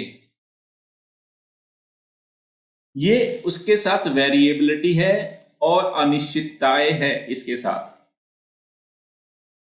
उसके बाद असली प्रॉब्लम देखो, आपके पास जो ट्रांसमिशन का अवसंरचना है, ट्रांसमिशन, आपने विद्युत तो उत्पादित कर ली, यहां आपने विद्युत का उत्पादन कर लिया, ये आपका सेंटर है, विद्युत उत्पादन कर लिया, ये जनरेशन सेंटर है। अब यहां से आपको भेजना है जहां जरूरत है, उद्योगों को भेजना है, शहरों को भेजना है, गांवों को भेजना है, तब आपके पास इस तरह की जो आपकी एनर्जी पैदा हुई है रिन्यूएबल, उसको कैसे भेजोगे? या तो भाई क्या करोगे, अलग से पूरे तार खींचोगे, पोल्स लगाओगे, नए नए पूरे पावर स्टेशंस डेवलप करोगे। तो जिस तरह से आपने अभी कोयला आधारित संयंत्रों पे या पेट्रोलियम या प्राकृतिक गैस आधारित संयंत्र है, उन पे, उनके आधार पे जो आपकी जो पूरे तार बिछे हैं, पोल्स लगे हैं, खंबे लगे हैं, ट्रांसफार्मर लगे हैं, क्या उसके लिए अभी रिन्यूएबल एनर्जी के लिए आपके पास क्या संरचना है? तब आप बोल रहे हो हम स्मार्ट ग्रिड, यहां है आपकी स्मार्ट ग्रिड, ये है आपकी स्मार्ट ग्रिड। तो स्मार्ट ग्रिड्स को एस्टेब्लिश करना होगा, मतलब ऐसा ग्रिड बनाने होंगे, मतलब जो बिजली को भेज सके, कि उस उन्हीं तारों से आप कोयला वाली एनर्जी को, उसी तारों से आप सोलर एनर्जी को। बहुत टेक्निकल इश्यूज है स्टूडेंट, अभी सुनने में बड़े आसान से लग रहे हैं कि एक ही तार जो आपके घरों के सामने से बिजली का तार जा रहा है, तो बोला जा रहा है स्मार्ट ग्रिड ऐसी होगी, उसके तारों से वो ऐसा जाल बिछाया जाएगा, रिन्यूएबल एनर्जी भी भेज सकेंगे, सौर ऊर्जा भी, पवन ऊर्जा भी, सारी ऊर्जाएं उन तारों के जरिए भेज सकेंगे। तो उसके लिए लेकिन आपको स्मार्ट ग्रिड को डेवलप करना होगा, उसमें भी पैसा लगेगा। आ गया ना नेक्स्ट, स्मार्ट ग्रिड का अभाव। ये लो, आपके पास स्मार्ट ग्रिड नहीं है। उसके बाद अगली प्रॉब्लम है कुशल मानव श्रम का अभाव। इसमें इस सेक्टर में रिन्यूएबल एनर्जी में हमारे पास स्किल्ड मैन पावर नहीं है अभी। हालांकि सरकार कोशिश कर रही है, स्किल इंडिया मिशन के अंदर, जो स्किल इंडिया मिशन है, रिन्यूएबल एनर्जी के सेक्टर में लोगों को ट्रेंड किया जा रहा है, लेकिन कोई जाने के लिए तैयार नहीं। भाई आपके गली मोहल्ले पड़ोस से आपने किसी से सुना है क्या कि भाई फला का लड़का या फला का पड़ोस का भैया, पड़ोस के अंकल, वो आपके रिन्यूएबल एनर्जी के फील्ड में वो स्किल्ड है, उनके पैनल्स को कैसे रिपेयर करना है, कैसे कोई टेक्निकल प्रॉब्लम आएगी, कैसे करना है। लोगों का रुझान भी कम है, गरीब देश है, हमें ऐसा काम सीखना है, ऐसा काम सीखना है, कोई प्रॉब्लम आए 200 रुपए जाके कमा लाएंगे, किसी दुकान पे बैठ लेंगे, इलेक्ट्रीशियन का काम सीख लेंगे। इस वाले सेक्टर के लिए, रिन्यूएबल के लिए अलग से हमें स्किल्ड मैन पावर की जरूरत है, उसका अभाव है। सरकार क्या करती है स्किल इंडिया मिशन में? स्किल इंडिया मिशन के अंदर जब लोगों को स्किल किया जा रहा है, तो आपको बोल रहा है चलो 6 महीने का, 6 मंथ का आपका कोर्स कराया जा रहा है, 3 मंथ का, उसमें आपको कुछ वो स्टाइपन दे देते हैं, वजीफा दे देते हैं 5,000 10,000 के करीब। इस तरह के इंसेंटिव सरकार भी लेके आ रही है। तो कुशल मानव श्रम का अभाव है, ये एक मेजर प्रॉब्लम है। अगला देखो, कितना शानदार पॉइंट ढूंढ के लाया हूं आपको, ये देखो, नवीकरणीय जो ऊर्जा के जो प्लांट होंगे उनका रैंपिंग रेट स्लो होता है, ये लो, जबकि कोयला प्लांट का रैंपिंग रेट अधिक होता है। अब ये रैंपिंग रेट क्या बला आ गई, पहले मैं आपको समझा देता हूं कि ये रैंपिंग रेट क्या होता है, तब आपको समझ में आएगा कि ये जो रिन्यूएबल एनर्जी जो उसके जो प्लांट होते हैं और जो कोयला आधारित प्लांट है, उनके रैंपिंग रेट में क्या फर्क है। सुनो, ये देखो रैंपिंग रेट क्या है। रैंपिंग रेट को बोलते हैं इंक्रीज और reduction in the output per minute is called ramp rate, is usually expressed as megawatt per minute. इसका मतलब आपको जब ऊर्जा की जरूरत हुई तब आपने ऊर्जा का प्रोडक्शन बढ़ा दिया, एनर्जी का। जब आपको एनर्जी की डिमांड कम हुई तब आपने घटा दिया। तो अभी जो कोयला आधारित, अभी जो आपके कोयला आधारित या नेचुरल गैस आधारित या पेट्रोलियम आधारित जितने भी आपके प्लांट है ऊर्जा को उत्पादन करने वाले, उसमें क्या होता है, उसकी रैंपिंग रेट ज्यादा होती है। मतलब जब डिमांड ज्यादा हुई, आपने क्या किया, एक्स्ट्रा उन पावर प्लांट्स की क्षमताओं को बढ़ा सकते हो और घटा सकते हो, उनके एनर्जी की उत्पादन करने की क्षमताओं को भी आसानी से बढ़ा और घटा सकते हो। मतलब डिमांड के अनुसार आप उत्पादन क्षमता को घटा बढ़ा सकते हो, क्षमता को, उत्पादन क्षमता को घटा या बढ़ा सकते हो। भाई आज मुझे किसी भी शहर के लिए 500 मेगावाट की जरूरत है, पता लगा कल 2 नई इंडस्ट्रीज आ गई है, जो भी आ गई, अचानक से सर्दी और गर्मी का मौसम है, ओके, गर्मियों में डिमांड ज्यादा बढ़ जाती है, सर्दियों में कम हो जाती है, किसी भी तरह आपकी अचानक से 500 से आपको 700 मेगावाट पे जाना पड़ा। तब क्या होता है, जो रैंपिंग रेट का मतलब यही होता है, जो कोल आधारित प्लांट है या जो आपके नेचुरल गैस आधारित प्लांट है, उनकी क्षमताओं को आप इजीली बढ़ा सकते हो या घटा सकते हो। पर मिनट उनकी उत्पादन क्षमता को बढ़ाया या घटाया जा सकता है, इसको बोलते हैं रैंप रेट। लेकिन रिन्यूएबल एनर्जी का कैसे भाई? सूरज से तो जिस तरह की एनर्जी आ रही है उसके अंदर जितनी उसकी अंदर तापीय क्षमता है उतनी रहेगी ना, उसको कैसे घटाओगे बढ़ाओगे? लेकिन कोल वाले की आप घटा बढ़ा सकते हो। तो रैंप रेट जो है आपका रिन्यूएबल एनर्जी का कम है और आपका कोयला आधारित प्लांट्स का रैंप रेट ज्यादा है। न्यूक्लियर जो प्लांट हो गए उनका भी रैंप रेट अच्छा है। जो नाभिकीय ऊर्जा पे आधारित न्यूक्लियर एनर्जी के जो प्लांट है उनका रैंप रेट भी आपका घटाया बढ़ाया जा सकता है, क्योंकि इसको मैन हैंडलिंग है। इंसान जाएगा, ज्यादा ज्यादा मटेरियल का यूज कर लेगा, ज्यादा कोयला, ज्यादा न्यूक्लियर एनर्जी, एटॉमिक एनर्जी का यूज कर लेगा। लेकिन इधर तो प्रॉब्लम है, वो नेचुरल है। जो रिन्यूएबल एनर्जी नेचुरल है, पता चली 500 की ही क्षमता थी भाई, अचानक से 700 की डिमांड आ गई, तो कहां से लाओगे भाई? उस क्षेत्र की तो जितनी क्षमता थी उसको पैदा करने की, वो 500 की क्षमता थी। रिन्यूएबल एनर्जी से उत्पादन करने की क्षमता क्या थी? 500 मेगावाट थी। उतनी आपने स्थापित कर ली, पता लगा आपके शहर में जरूरत पड़ गई एकदम से 1000 की। तो इसको तो 500 से 1000 नहीं किया जा सकता भैया, इसकी तो मैक्सिमम जितनी लिमिट थी आपने इसको यूज कर लिया। तो ये प्रॉब्लम होती है रिन्यूएबल एनर्जी की, कि यहां पे रैंप रेट एक प्रॉब्लम है। एग्जाम में यूज करना इसको, रैंप रेट को, कोई दिक्कत नहीं किसी भी तरह की। लिखना इन शब्दों को ताकि पता लगे बच्चा मेहनत करके आया है। आप ढूंढना किताबें, करंट अफेयर की मैगजीन खूब ढूंढना, आपको नहीं मिलेगा। बहुत अच्छा डॉक्यूमेंट पढ़ने के बाद ये सारी इंफॉर्मेशन आपके सामने लेके आ रहा हूं मैं स्टूडेंट्स। तो विद्युत की मांग बढ़ने या घटने पर रैंप रेट क्या होती है? इलेक्ट्रिक ग्रिड को स्थायित्व प्रदान करती है। तो नॉर्मली जो आपकी ग्रिड है, तो आपकी रैंप रेट है उसको स्टेबिलिटी देती है, और वो स्टेबिलिटी आपके कोल प्लांट से और आपके न्यूक्लियर पावर बेस्ड जो एनर्जी बेस्ड जो प्लांट है उनसे, या नेचुरल गैस बेस्ड जो प्लांट्स है उनसे, इनसे आप ज्यादा स्टेबिलिटी लेके आ सकते हो। तो ये कुछ मेजर प्रॉब्लम्स थी, मैंने सारी बता दी आपको। प्राकृतिक दिक्कत, सामाजिक दिक्कत, तकनीकी दिक्कत, पैसे की दिक्कत, सारी की सारी प्रॉब्लम मैंने आपको रिन्यूएबल एनर्जी के जो सामने थी वो सारी आज मैंने आपके सामने खोल के रख दी है। इनको नोट करके रखना है स्टूडेंट, बहुत अच्छे से नोट रखना। थर्ड पेपर में मुख्यतः जाएगा, बाकी ये फर्स्ट पेपर में ज्योग्राफी में अगर सरकार मतलब यूपीएससी पूछ ले तो कुछ कहा नहीं जा सकता। चलिए अब आगे देखो। अब जो सरकार का जो एक टारगेट है, समझने की कोशिश करना। एक और क्वेश्चन की जो संभावनाएं हैं, अभी हमारे साथ पता है क्या होता है, मेंस के लिए जब हम या पीटी के लिए पढ़ रहे होते हैं ना, तो हमको लगता है बहुत सारी तो स्कीम है। अभी हम बोलते हैं उदय योजना, उज्जवल डिस्कॉम एश्योरेंस योजना, सौभाग्य योजना, अलग अलग योजनाएं हमारे सामने आती है। प्रधानमंत्री सहज ऊर्जा हर घर योजना। तो हमें ये लगता है कि भाई बिजली का सेक्टर, एनर्जी का सेक्टर एक ही नजर आता है, नहीं उसमें प्रॉब्लम है, उसके बहुत सारे आयाम, प्रॉब्लम नहीं है बहुत सारे आयाम हैं।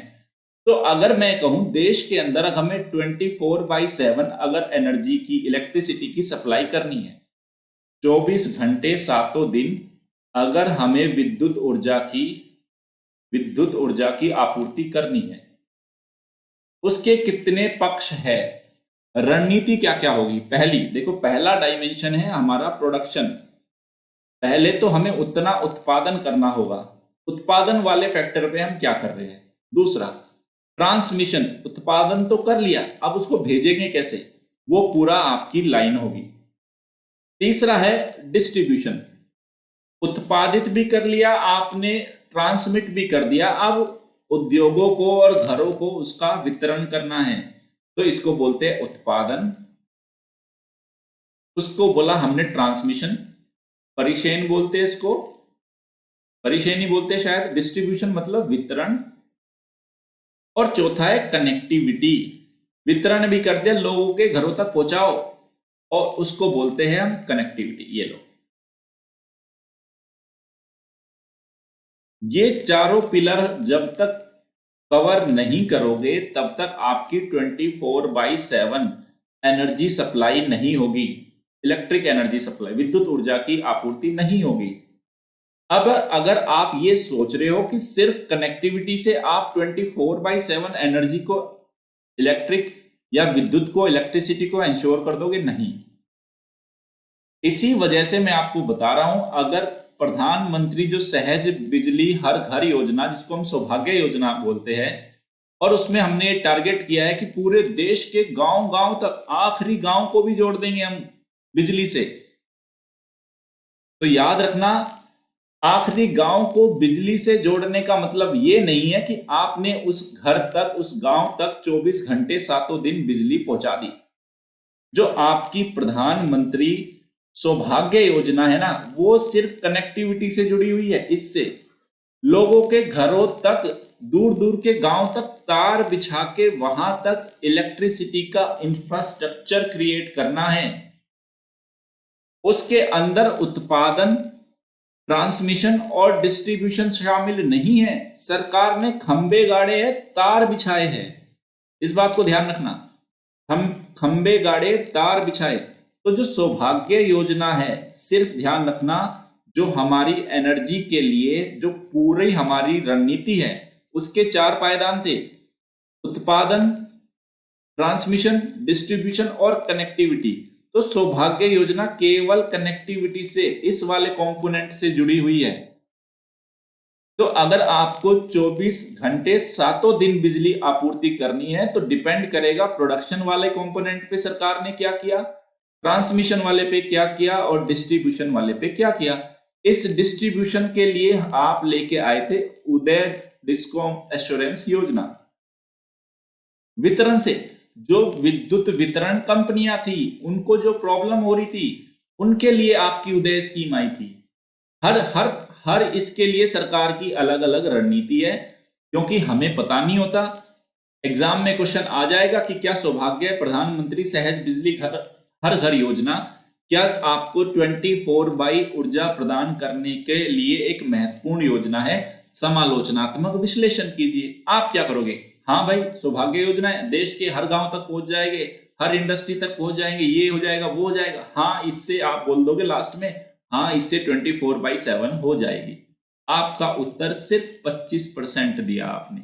आपने शब्द पढ़ा 150 लिख दिए हो, शब्द पढ़ा 250 लिख दिए हो, लेकिन आपने जो फुलफिल किया है केवल 25% डिमांड को फुलफिल किया है। आपके उस उत्तर में प्रोडक्शन वाला एंगल होना था, आपके उस उत्तर में ट्रांसमिशन वाला एंगल होना था, आपके उस उत्तर में वितरण वाला भी एंगल होना था। फिर आप बोलते लास्ट में कि जो हाँ सौभाग्य योजना लास्ट माइल, अंतिम व्यक्ति तक, अंतिम गांव तक बिजली की कनेक्टिविटी जरूर दे रही है, लेकिन उस कनेक्टिविटी से पहले के जो अन्य पक्ष है, उसका उत्पादन उतना हो रहा है या नहीं, उसका ट्रांसमिशन का हमारे पास इंफ्रास्ट्रक्चर है या नहीं, और उसके बाद उसका प्रॉपर डिस्ट्रीब्यूशन वाली जो कंपनीज है, उनको जो जिस तरह की प्रॉब्लम आ रही है, उनका समाधान हो रहा है या नहीं। तभी हम पूर्ण रूप से कह पाएंगे कि 24/7 हमने देश की ऊर्जा की आपूर्ति को पूरा कर दिया। उम्मीद कर रहा हूं स्टूडेंट्स, देखो ये आपको बहुत पसंद आया होगा, काफी काफी कुछ सीखने को मिल रहा होगा आपको इससे।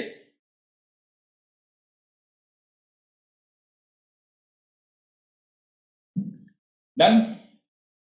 अब आज आपके लिए क्वेश्चन लेके आया हूं मेंस का, ये लो, पहले पहले देख लो, पूरा मैं समझा देता हूं। ये वो प्रोडक्शन है, देखो स्टूडेंट, ये पावर प्लांट है जहां पे विद्युत ऊर्जा उत्पादन हो रही है। इसको हमने लिखा जनरेशन, या मैं इसको लिख देता हूं प्रोडक्शन।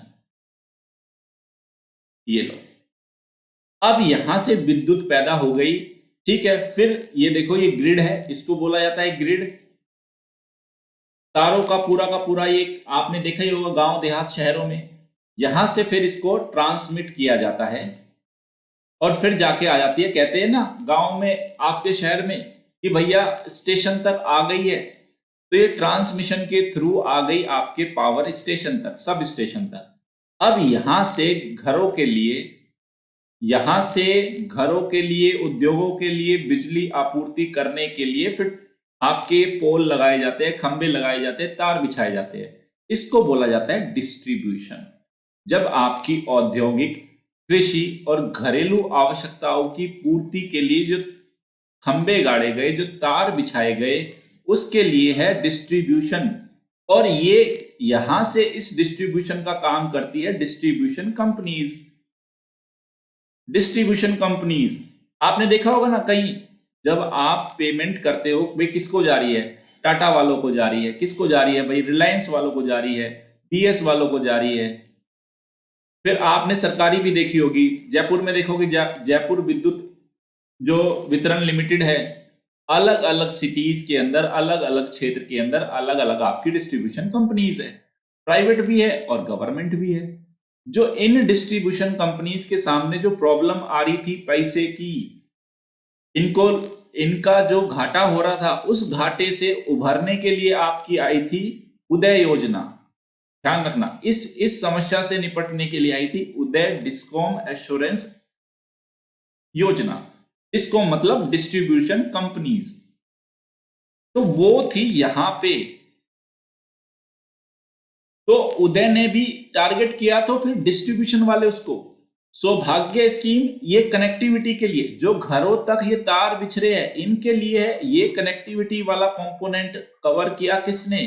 सौभाग्य ने। अभी भी दो कंपोनेंट है ना हमारे पास, ये ट्रांसमिशन वाला और जनरेशन वाला। तो जब तक इन चारों कंपोनेंट को कवर नहीं करोगे, किसको? फिर से बता देता हूं, प्रोडक्शन को, ट्रांसमिशन को, डिस्ट्रीब्यूशन को, और उसके बाद आपका किस क्या आ गया? कनेक्टिविटी। जब घरों को, खेतों को और उद्योगों को आप दोगे, ये है आपका कंप्लीट पिक्चर है। ये आपकी एनर्जी सेक्टर की कंप्लीट पिक्चर है स्टूडेंट्स। तभी मैं बोल रहा था, अभी तो थोड़ा सा डायमेंशन ओपन किया, तभी मैं बोल रहा था जब ऊर्जा वाला टॉपिक, मैंने मेरी हर रोजाना स्लाइड दिखाता हूं ना कि एनर्जी सेक्टर, तो उस एनर्जी सेक्टर का मतलब ये नहीं मैं आपको सिर्फ डाटा दिखा के आगे चला जाऊंगा, उस पर प्रॉपर आपकी क्लासेस लेके आपको एक एक बिल्कुल क्रिस्टल क्लियर, एक एक single single point, single single step आपका क्लियर हो जाएगा वहां पे। ओके, ऐसे भी देख सकते हो, फिर से दिखा रहा हूं, ये पावर प्लांट्स है जहां पे विद्युत पैदा हुई, यहां से ट्रांसफॉर्मर लगा के फिर भेजा गया, ये देखो ग्रिड। तो जो स्मार्ट ग्रिड का कंसेप्ट है, स्मार्ट ग्रिड, वो कंपोनेंट आपका ट्रांसमिशन वाले से जुड़ा हुआ है, स्मार्ट ग्रिड वाला। फिर इन ग्रिड से कहां आई? आपके शहर के जो स्टेशन है वहां तक आई, और फिर उसके बाद डिस्ट्रीब्यूशन हो गया, कनेक्टिविटी। ये पोल बिछ गए, घरों तक, उद्योगों तक चली गई आपकी बिजली। तो एनर्जी का जनरेशन, ट्रांसमिशन और डिस्ट्रीब्यूशन ये दिखा दिया मैंने। एक और दिखाता हूं कैसे इंडिया में इलेक्ट्रिसिटी को किया जाता है।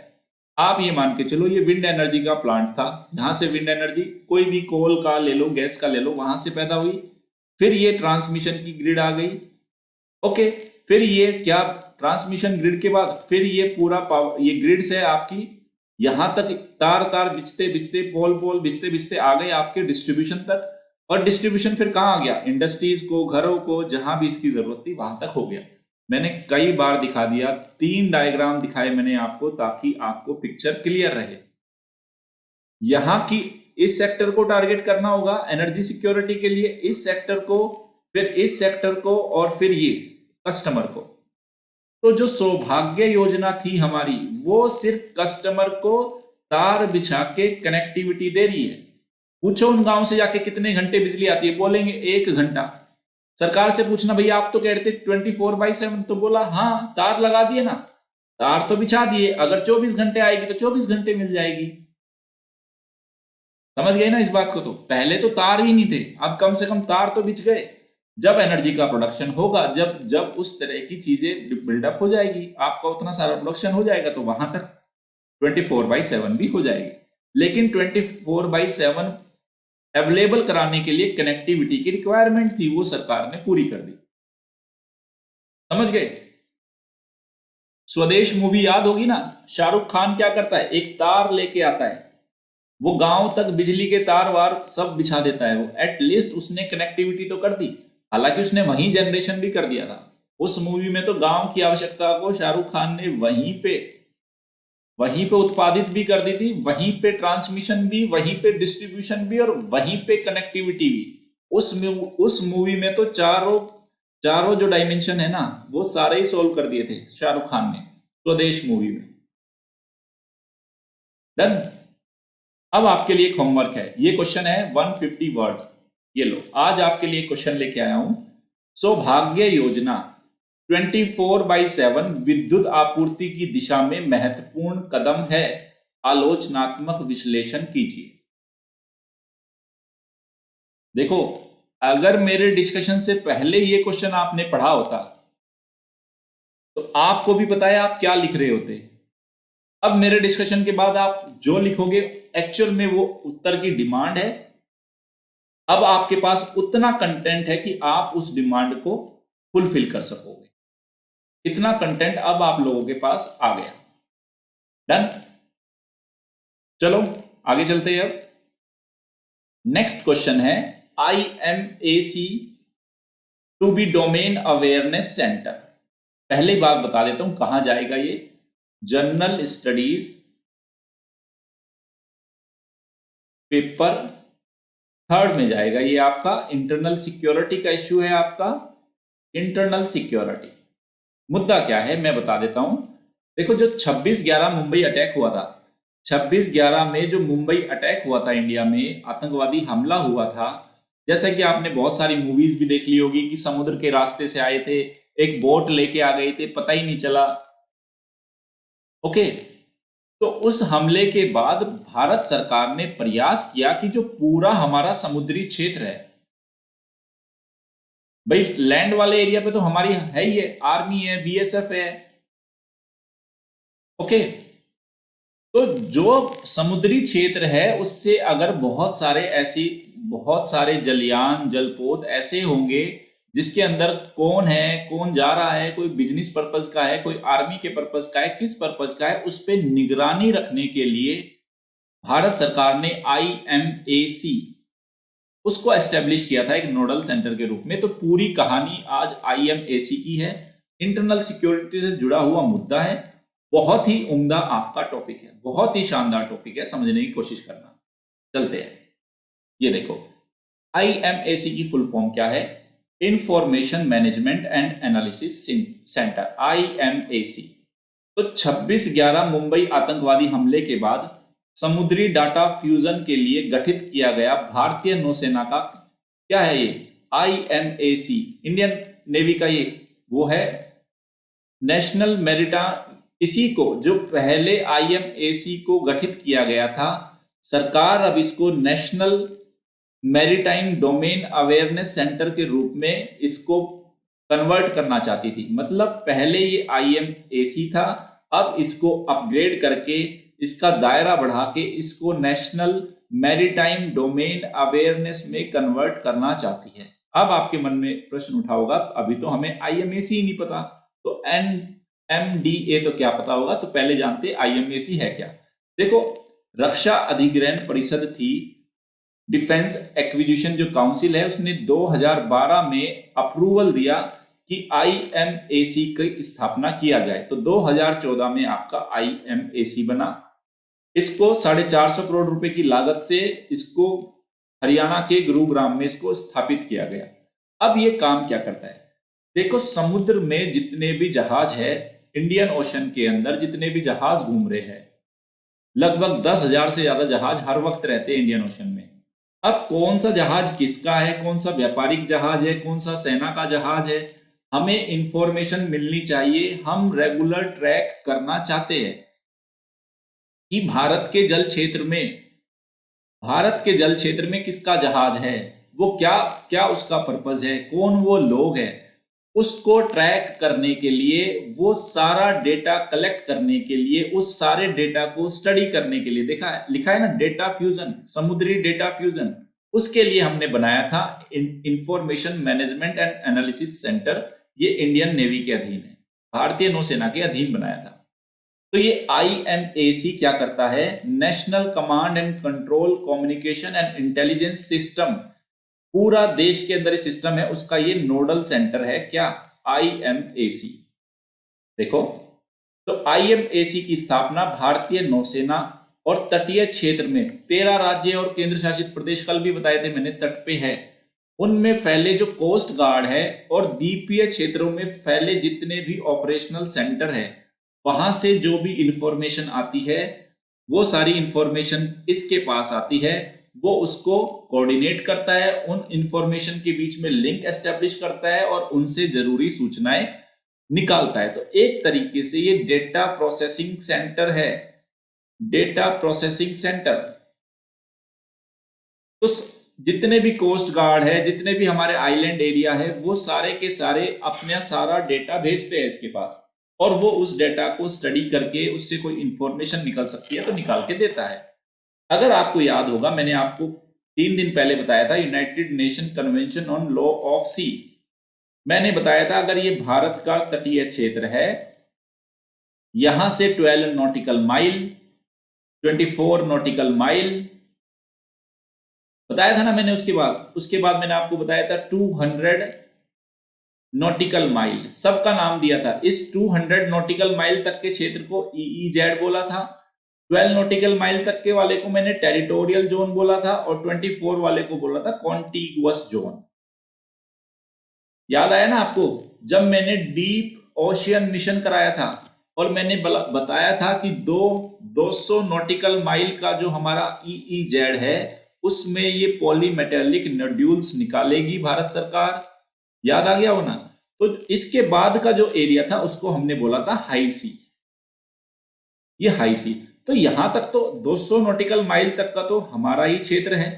इसके बाहर के क्षेत्र में विदेशी यान, जलयान जा रहे हैं, घूम रहे हैं, टैंकर्स है मतलब समुद्री टैंकर है, वो किसी में ऑयल जा रहा है, किसी में यात्री जा रहे हैं, पता नहीं कौन कौन जा रहे हैं, किसी में बिजनेस पर्पज से आपका कोई माल की ढुलाई हो रही है।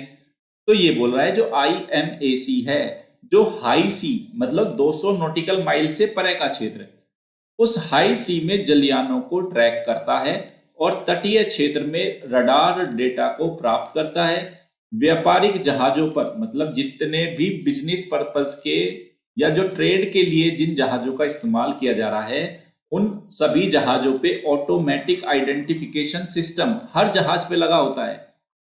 ऑटोमेटिक आइडेंटिफिकेशन सिस्टम हर जहाज पे लगा है, चाहे भारत का जहाज हो या विदेशी जहाज हो। ये एक इंटरनेशनल स्टैंडर्ड है, एक संधि है, उसके बारे में मैं आपको बताऊंगा आज ही। हर जहाज के ऊपर लगा रहेगा, उससे इंफॉर्मेशन और डेटा कलेक्ट करता है, पता चल जाता है कौन से देश का जहाज है, क्या करने के लिए आ रहा है, सारे डेटा होते हैं उस पर। तो वो सारे डेटा को प्राप्त करके स्टडी करने का काम है IMAC का। उम्मीद कर रहा हूं अब IMAC थोड़ा और क्लियर होना शुरू हुआ होगा। तो ये है आपका IMAC। ओके, फिर देखो, तो उल्लेखनीय है कि 26/11 का जो आतंकवादी हमला हुआ था मुंबई में, उस टाइम पे आपने देखा था मूवीज के अंदर, एक छोटी सी नाव में बैठ के आए थे वो लोग। उस हमले के बाद क्या किया, 200 मीटर से लंबे जितने भी मछली पकड़ने वाले जलयान हैं, उनके लिए तो यह अनिवार्य कर दिया गया था कि ये वाला AIS ट्रांसपोंडर्स उसके ऊपर लगेंगे। ये AIS क्या है, ये देखो, ऑटोमेटिक आइडेंटिफिकेशन सिस्टम। जिस तरह से आपका एक तरह का फास्ट टैग हो गया ना, मतलब फास्ट टैग जैसा नहीं है लेकिन एक तरह का फास्ट टैग जैसा सिस्टम हो गया, मतलब वो समझाने के लिए बता रहा हूं, वैसा नहीं है, उससे थोड़ा अलग है। जिस तरह कारों के ऊपर फास्ट टैग लगे होते हैं, उसी तरीके से जलयानों के ऊपर भी AIS ऑटोमेटिक आइडेंटिफिकेशन सिस्टम। तो 26/11 हमले के बाद हमने बोल दिया था कि जितने भी 20 मीटर से लंबे फिशिंग के आपके शिप्स होंगे, उनके लिए मैंडेटरी है कि ऑटोमेटिक इंफॉर्मेशन सिस्टम के ट्रांसपोंडर्स को लगाएंगे वो अपने ऊपर।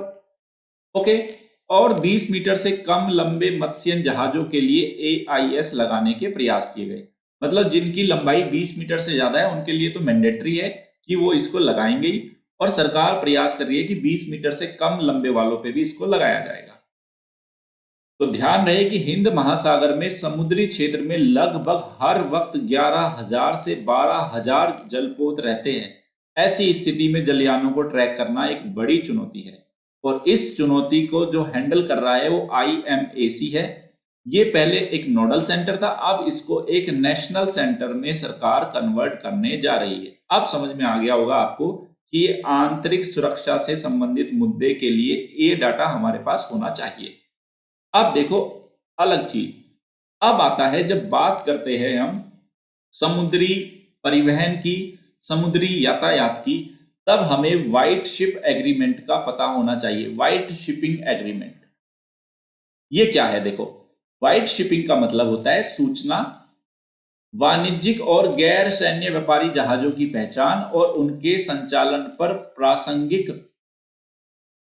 अग्रिम सूचनाओं के आदान प्रदान को रेफर होता है। मतलब व्हाइट शिपिंग का मतलब क्या है? समुद्र के अंदर अगर कोई कमर्शियल जहाज है, कोई गैर सैन्य व्यापारिक जहाज है, उसकी पहचान करना, उसकी इंफॉर्मेशन को कलेक्ट करना और एक दूसरे के साथ शेयर करना। मतलब भारत अमेरिका को, अमेरिका भारत को, भारत सिंगापुर को, सिंगापुर भारत को, इस तरह की सूचनाएं समुद्री क्षेत्र में हाई सी के अंदर, हाई सी याद रखना 200 नॉटिकल माइल से परे, उसमें किसी भी तरह का अगर कोई वाणिज्यिक जलपोत है, गैर सैन्य व्यापारिक जहाज है, तो उसकी सूचनाएं आपस में शेयर करेंगे। तो समुद्री क्षेत्र में जहाजों को 3 कैटेगरी में वर्गीकृत किया जाता है। पहला, व्हाइट शिप्स कौन होते हैं? जो वाणिज्यिक जहाज होते हैं, मतलब जो वाणिज्यिक पर्पज के लिए इस्तेमाल किए जाते हैं। अरे जैसे आपने माल गाड़ी और पैसेंजर गाड़ी अलग अलग होती है ना, तो समुद्र में चलने वाले जलयान भी है, वो भी तो अलग अलग होंगे ना। तो जिन जहाजों से सिर्फ माल की ढुलाई और आवाजाही की जाती है, उनको बोला जाता है व्हाइट शिप्स। दूसरे होते हैं ग्रे शिप्स, जो सैन्य पर्पज से इस्तेमाल होते हैं। और तीसरे होते हैं, तीसरी कैटेगरी को बोलते हैं हम अवैध, जिनको बोलते हैं ब्लैक शिप्स। तो ये व्हाइट शिपिंग एग्रीमेंट का मतलब है, ये इस कैटेगरी के शिप्स से रिलेटेड है, कमर्शियल शिप्स से रिलेटेड है आपका व्हाइट शिपिंग एग्रीमेंट। इसका मतलब ये है कि जिस भी विभिन्न बहुत सारे देश आपस में सूचनाओं का आदान प्रदान करेंगे वाणिज्यिक जहाजों की, तो समुद्री यातायात में पारदर्शिता को बढ़ावा देने के लिए हाई सी में, याद रखना हाई सी 200 नॉटिकल माइल से परे, उसमें भारतीय नौसेना को 36 देशों के साथ व्हाइट शिपिंग एग्रीमेंट करने के लिए ऑथराइज्ड किया है भारत सरकार ने। इंडियन नेवी को बोला है कि आप अलग अलग देशों के साथ व्हाइट शिपिंग एग्रीमेंट करो। व्हाइट शिपिंग एग्रीमेंट का मतलब वाणिज्यिक जहाजों से जुड़ी सूचनाओं के आदान प्रदान करने के लिए। तो ऑलरेडी हमारे यूएसए के साथ ऐसा एग्रीमेंट है, सिंगापुर के साथ, कुल मिला के 22 देशों के साथ भारत का व्हाइट शिपिंग एग्रीमेंट है। और ये किसको ऑथराइज किया गया? इंडियन नेवी को ऑथराइज किया गया ये एग्रीमेंट करने के लिए, याद रखना। आज के द हिंदू में व्हाइट शिपिंग एग्रीमेंट का भी जिक्र था, इसलिए मैंने आपको व्हाइट शिपिंग एग्रीमेंट भी बता दिया। उम्मीद कर रहा हूं कि थोड़ा क्लियर होना होगा, चीजें शुरू हो गई होगी। आगे चलते हैं। बहुत ही शानदार खबर है, सीधा नेक्स्ट खबर है, वायु प्रदूषण का बढ़ता हुआ स्तर। ये भी सीधा आपका मेंस का क्वेश्चन हो सकता है, पीटी का क्वेश्चन हो सकता है। देखो अभी एक स्टडी की है, इसकी मैं स्लाइड लगाना भूल गया, आज के इंडियन एक्सप्रेस में था स्टूडेंट, ये आज के इंडियन एक्सप्रेस में था ये खबर, वायु प्रदूषण का बढ़ता हुआ स्तर। इसकी स्लाइड लगाना भूल गया मैं, आज उस कटिंग को लगाना भूल गया, कोई बात नहीं, देख लो। अभी आईआईटी दिल्ली ने और केंद्रीय pollution control board, central pollution control board ने एक स्टडी की है, और उस स्टडी में यह पाया कि साल 2000 से लेकर 2019 के बीच गंगा मैदान की तुलना में भारत के दक्षिण राज्यों में और पूर्वी राज्यों में प्रदूषण का स्तर तेजी से बढ़ा। मतलब अगर ये भारत का नक्शा है, ये देखो ये भारत का नक्शा है हमारा,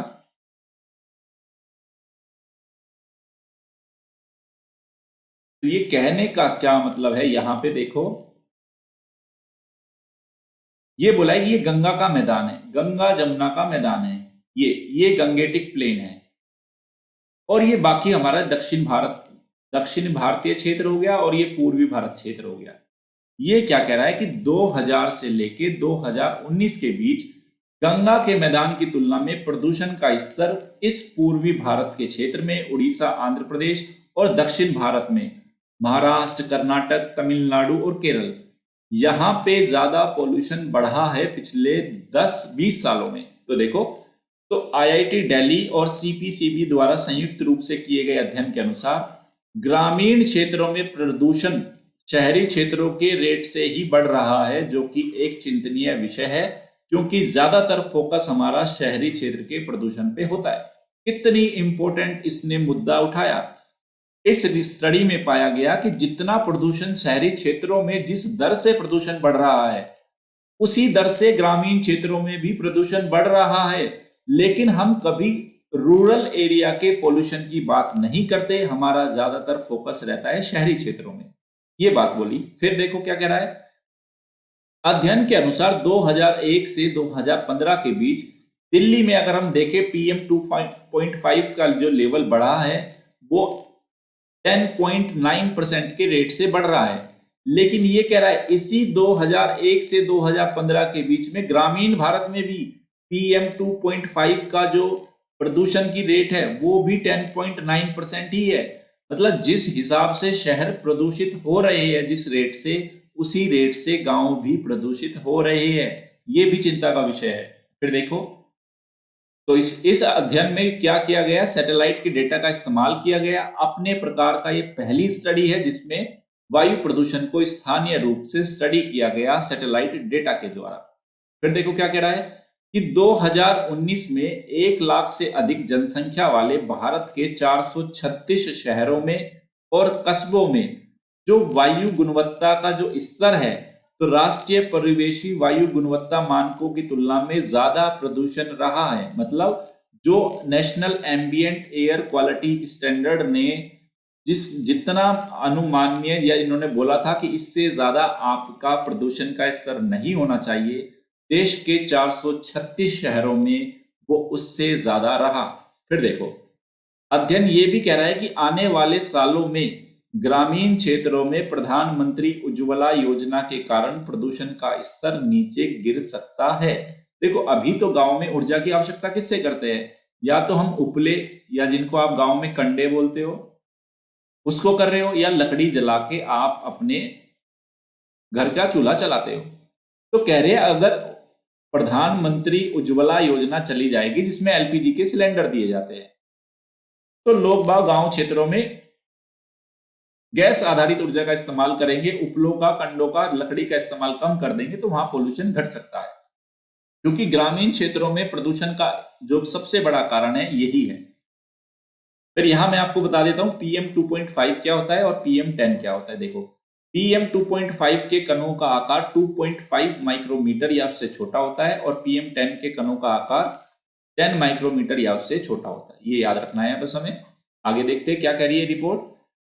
अध्ययन के अनुसार PM 2.5 का अगर स्तर देखें तो देश में सिर्फ जम्मू कश्मीर, लद्दाख, सिक्किम, अरुणाचल प्रदेश, मणिपुर, नागालैंड के अलावा देश के जितने भी राज्य या केंद्र शासित प्रदेश है वहां पे जो PM 2.5 का जो लेवल है वो जितना NA national air ambient air quality standards इसने जो स्तर बताया उससे ज्यादा है। सिर्फ ये कुछ केंद्र शासित प्रदेश है जिसमें जम्मू कश्मीर, लद्दाख, सिक्किम, अरुणाचल, मणिपुर और नागालैंड, सिर्फ वहीं पे PM 2.5 का स्तर उतना है जितना NAAQS ने बताया। बाकी सब जगह खराब स्तर है PM 2.5 का।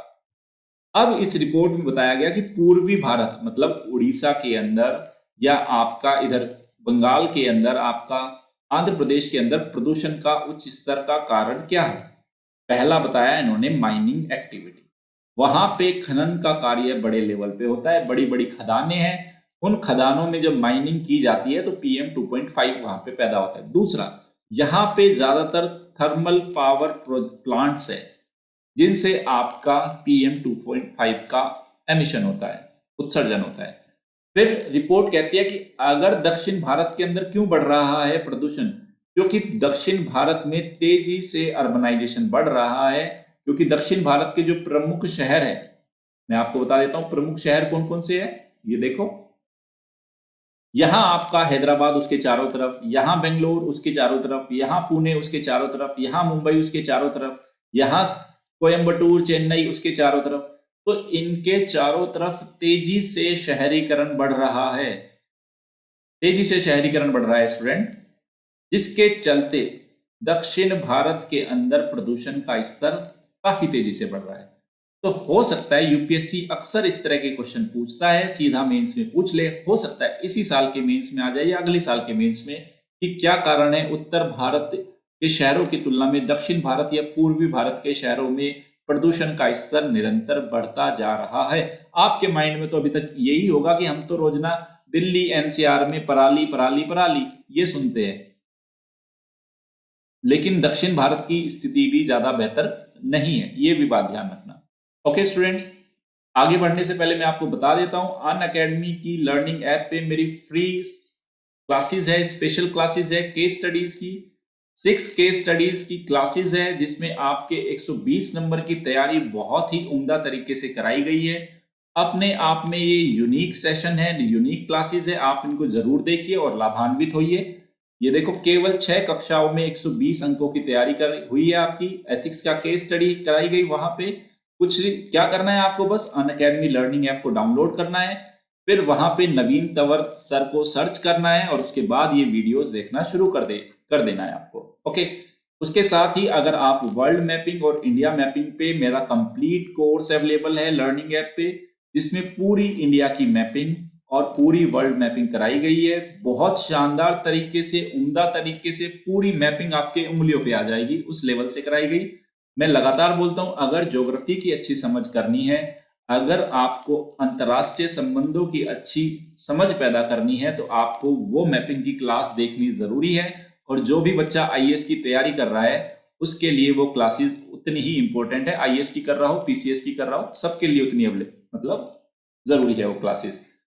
आने वाले जो मेरे कोर्सेज है, इंटरनल सिक्योरिटी, डिजास्टर मैनेजमेंट, कृषि, लोक नीति, अवसंरचना और ऊर्जा। देखो, समझने की कोशिश करना, जो यहाँ पे मैं ऊर्जा ऊर्जा का मेरा मतलब ये नहीं कि आपको कुछ फैक्ट्स दिए जाएंगे। जिस तरीके से आज हमने रिन्यूएबल एनर्जी को डिस्कस किया है स्टूडेंट, उस तरीके से पूरा एनर्जी सेक्टर, पूरा हमारा इंफ्रास्ट्रक्चर सेक्टर क्या है, क्या प्रॉब्लम है, सरकार क्या कर चुकी हमें और क्या करना चाहिए, बहुत शानदार तरीके के सेशन होने वाले हैं आने वाले दिनों में।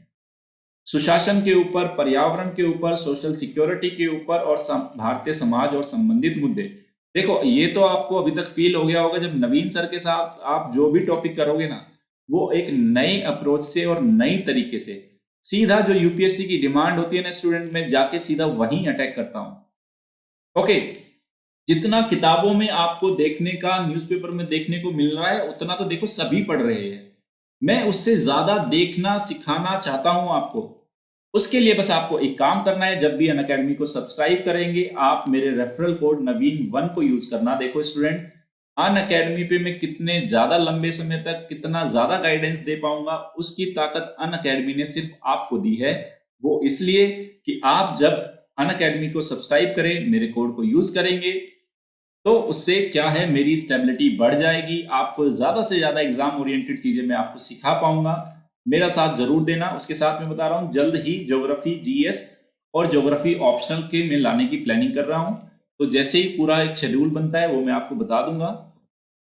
उसके साथ ही निबंध लेखन पे मेरे कुछ सेशन आने वाले हैं। प्रॉपर कोर्स भी आएगा, लेकिन 1-2 सेशन निबंध के ऊपर मैं लेके आऊंगा। अगर लाइव क्लासेस हो चुकी होती, अभी हमारी लाइव क्लासेस नहीं हो रही जैसा कि आप देख रहे हो। मुझे कई बार बुरा भी लगता है कि जो बच्चे मेरी क्लास को इवनिंग में 5:15 बजे देख लेते थे, वो अब रात को 9 बजे, 9:30 बजे देख रहे हैं। लेकिन स्टूडेंट देखो, सबके साथ समस्याएं हैं, लेकिन बस एक चीज ध्यान रखो कि आपको डेली बेसिस पे कुछ नहीं छूट रहा। उसका मैंने आपको बोला ही था, कोशिश करूंगा कि वो डेली बेसिस पे कराया जाए, वो चल रहा है। तो अगर लाइव क्लासेस हो जाती है 2-4 दिनों में, तो वो मैं निबंध के ऊपर एक सेशन ले आऊंगा। एक सेशन मुझे आंसर राइटिंग के ऊपर भी लाना है, तो उसको भी मैं जल्दी लेके आऊंगा। लेकिन वो सेशंस लाइव ही लूंगा, ये तो पक्का है। वो लाइव लूंगा ताकि आपके कमेंट्स ले सकूं, आपको समझा सकूं, आपके मन में कोई गुत्थी हो, कोई गांठ हो, उसको मैं सुलझा सकूं। ओके, अब शुरू करते हैं अपना डेली करंट अफेयर्स एमसीक्यूज। पहला क्वेश्चन देखिए, हाल ही में कौन सा देश ग्लोबल वार्मिंग से लड़ने के लिए जलवायु आपातकाल की घोषणा करने की तैयारी कर रहा है? न्यूजीलैंड, चीन, रूस और भारत। बताइए, क्लाइमेट इमरजेंसी कौन सा देश प्लान कर रहा है लगाने की? बोलिए।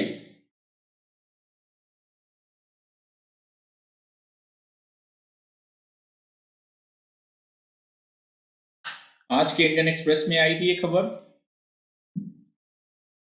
और इस प्रश्न का सही उत्तर है ऑप्शन ए, न्यूजीलैंड। देखते हैं क्यों बनाया गया क्वेश्चन। ये देखिए, आज के इंडियन एक्सप्रेस की खबर है। न्यूजीलैंड की प्राइम मिनिस्टर है जैकिंडा आर्डेन। बहुत ही शक्तिशाली, बहुत ही फ्यूचरिस्टिक, बहुत ही विजनरी एक पीएम है। काफी आप इनके बारे में पढ़ सकते हो, आप जान सकते हो। पूरे न्यूजीलैंड को आज से लगभग इन्होंने 3 से 4 महीने पहले ही इन्होंने कोविड फ्री घोषित करा दिया था। कोविड-19 के केसेस नहीं है न्यूजीलैंड को, 3 महीने पहले ही कोविड से बाहर आ गया था। शानदार लेवल की स्ट्रेटेजी अपनाई थी इन्होंने न्यूजीलैंड को कोविड से बाहर निकालने की। अब क्योंकि ये बहुत ही संजीदा एक नेता है, इनका कहना है कि न्यूजीलैंड बहुत जल्द ही क्लाइमेट इमरजेंसी को नियुक्त करेगा ताकि ग्लोबल वार्मिंग से निपटा जा सके।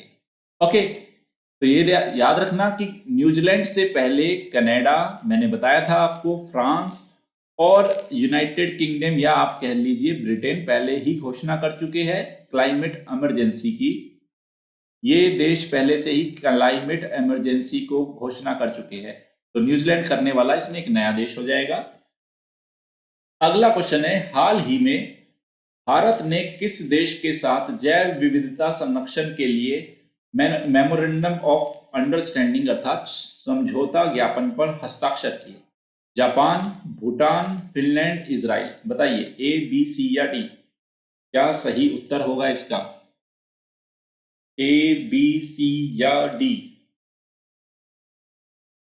और इस प्रश्न का सही उत्तर है ऑप्शन सी, फिनलैंड। ये देखिए, ये आज की पीआईबी की खबर है कि पर्यावरण और जैव विविधता के संरक्षण के लिए भारत ने फिनलैंड के साथ समझौता किया है। ये देखो, समझौता ज्ञापन किया है फिनलैंड के साथ।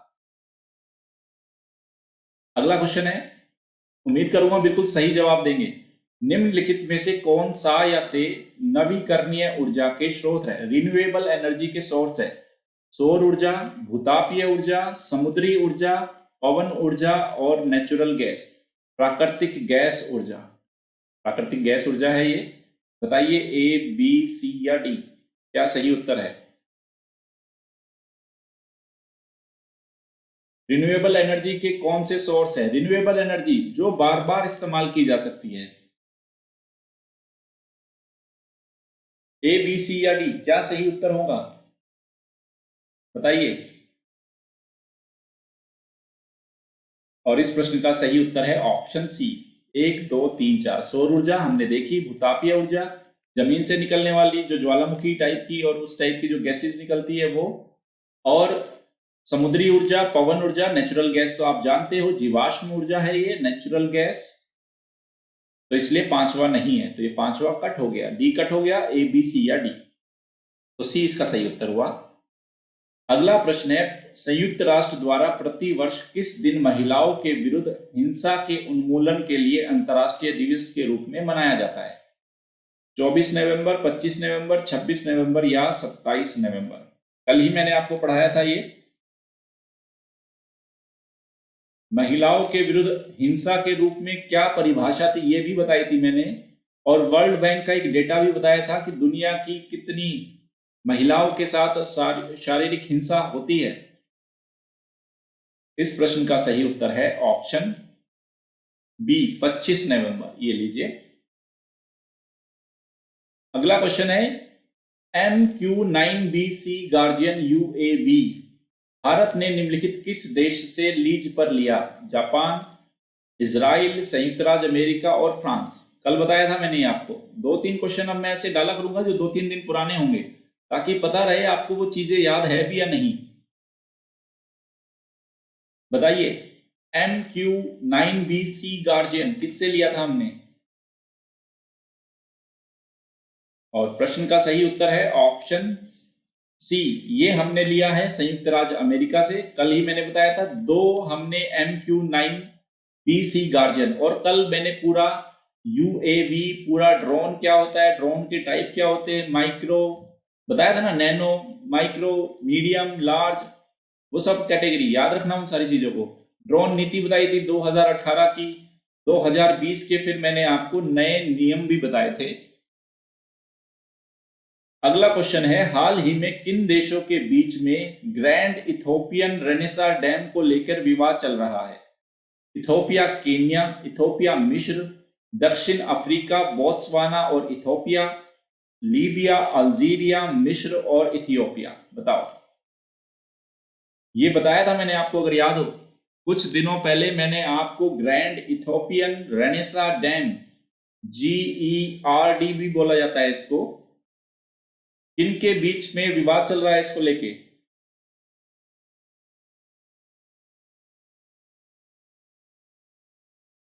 और प्रश्न का सही उत्तर है ऑप्शन बी।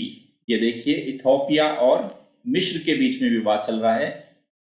तो ये जब मैंने आपको टिग्रे वाला टॉपिक कराया था तब भी मैंने आपको ग्रैंड इथोपियन रेनेसा डैम के बारे में बताया था। स्टूडेंट्स, मैं आगे बढ़ने से पहले आपको एक चीज और बताना चाहता हूं। हर महीने की जो हमारी लास्ट क्लास होगी, हर महीने की लास्ट क्लास, मतलब जैसे इस महीने की लास्ट क्लास है हमारी 30 नवंबर को, क्योंकि मंडे है। अगर 30 नवंबर को संडे होता तो 29 तारीख लास्ट क्लास होती। तो मैंने ये प्लान किया है कि पूरा 1 नवंबर से लेके और 29 नवंबर तक हमने जितने भी MCQs किए हैं उनका एक फास्ट रिवीजन, आपकी एक अच्छी प्रैक्टिस हो जाएगी। ये भी पता चल जाएगा कि आपको वो याद है या नहीं।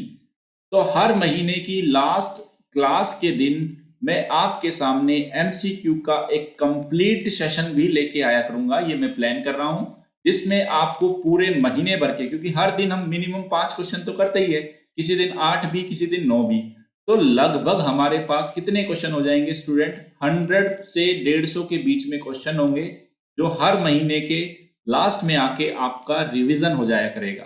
तो उस दिन 30 तारीख के दिन आप तैयार रहना। एक ऐसा सेशन में प्लान कर रहा हूं, कोशिश कर रहा हूं कि उस दिन ही करें इसको, तो वहां कंप्लीट आपका MCQ एक बार तैयार हो जाएगा, फिर आपको याद करने की जरूरत नहीं। उससे क्या होगा, पूरे महीने भर के करंट अफेयर का आपके आंखों के सामने पिक्चर निकल के चली जाएगी। ओके, और मैं कोशिश भी करूंगा, सिर्फ कोशिश की बात कर रहा हूं, पक्का नहीं बोल रहा, अगर हो पाया तो मैं कोशिश करूंगा कि आपके महीने भर का जितना भी मटेरियल आपको मैंने इस स्लाइड में दिया है, कोशिश करूंगा इसको कंप्लीट कंपाइल करके भी आपको दे दिया करूं। मतलब कंप्लीट इसको एक साथ कंपाइल कर देंगे सारे के सारे PDFs को जो आपको मिलते हैं, और आपको एक कंप्लीट फाइल लास्ट में दे दी जाए। ऐसी कोशिश कर रहा हूं, क्योंकि टफ काम है। कोशिश करूंगा, पॉसिबल हो पाया तो जरूर करूंगा, अदरवाइज डेली बेसिस पे तो आपको मिल ही रही है ना। आगे बढ़ने से पहले फिर बता देता हूं, आपके पास 2 ऑप्शन है अनअकैडमी को सब्सक्राइब करने के, प्लस आइकॉनिक, प्लस 1 महीने से लेके 3 साल तक है। साल भर की फीस 49,500, 2 साल की 72,000, 3 साल की 90,000। वही मेरे रेफरल कोड नवीन1 को यूज करते हैं तो ध्यान रखना 10% का डिस्काउंट मिलेगा। नवीन सर की मेंटरशिप मिलेगी, जो आप अभी तक जान चुके हैं कितनी ज्यादा महत्वपूर्ण है आपको UPSC और लवासना में एंट्री कराने के लिए, और 10% का डिस्काउंट मिलेगा। सेकंड ऑप्शन है आइकॉनिक, क्यों बेटर है प्लस से? क्योंकि एक कोच मिलेगा, daily mains question answer writing practice होगी, study plans, personal feedback, step by step आपको गाइड किया जाएगा, क्या प्रॉब्लम है, कहां प्रॉब्लम है, क्या सुधार करना है, वो आइकॉनिक में आपको फैसिलिटी मिलेगी। तो 1 साल, 2 साल, 3 साल का ऑप्शन है। साल भर की 69,500, 2 साल की 1,07,000, 3 साल की 1,41,000। फिर से अगर रेफरल कोड नवीन1, ये नवीन1 रेफरल कोड ऐसा कोड है स्टूडेंट, अनअकैडमी में कहीं भी लगाओ, आपको किसी भी कोर्स में लगाओ, किसी भी तरह का कोर्स हो, वहां आपको ये 10% आपको डिस्काउंट दिलाएगा। तो आप जहां भी जैसा भी कोर्स चाहते हो, वहां पे नवीन1 कोड को यूज कर सकते हो, उससे 10% का डिस्काउंट आपको मिलने वाला है। अगर आपको मेरी क्लासेस पसंद आ रही है स्टूडेंट्स, तो लाइक कीजिए, शेयर कीजिए और सब्सक्राइब कीजिए। और उसके साथ साथ जब भी सब्सक्राइब करें, नवीन1 कोड को यूज करें, 10% का डिस्काउंट मिलेगा। Okay students, thanks for the watching. कल मिलते हैं फिर इसी टाइम पे। Okay, good night.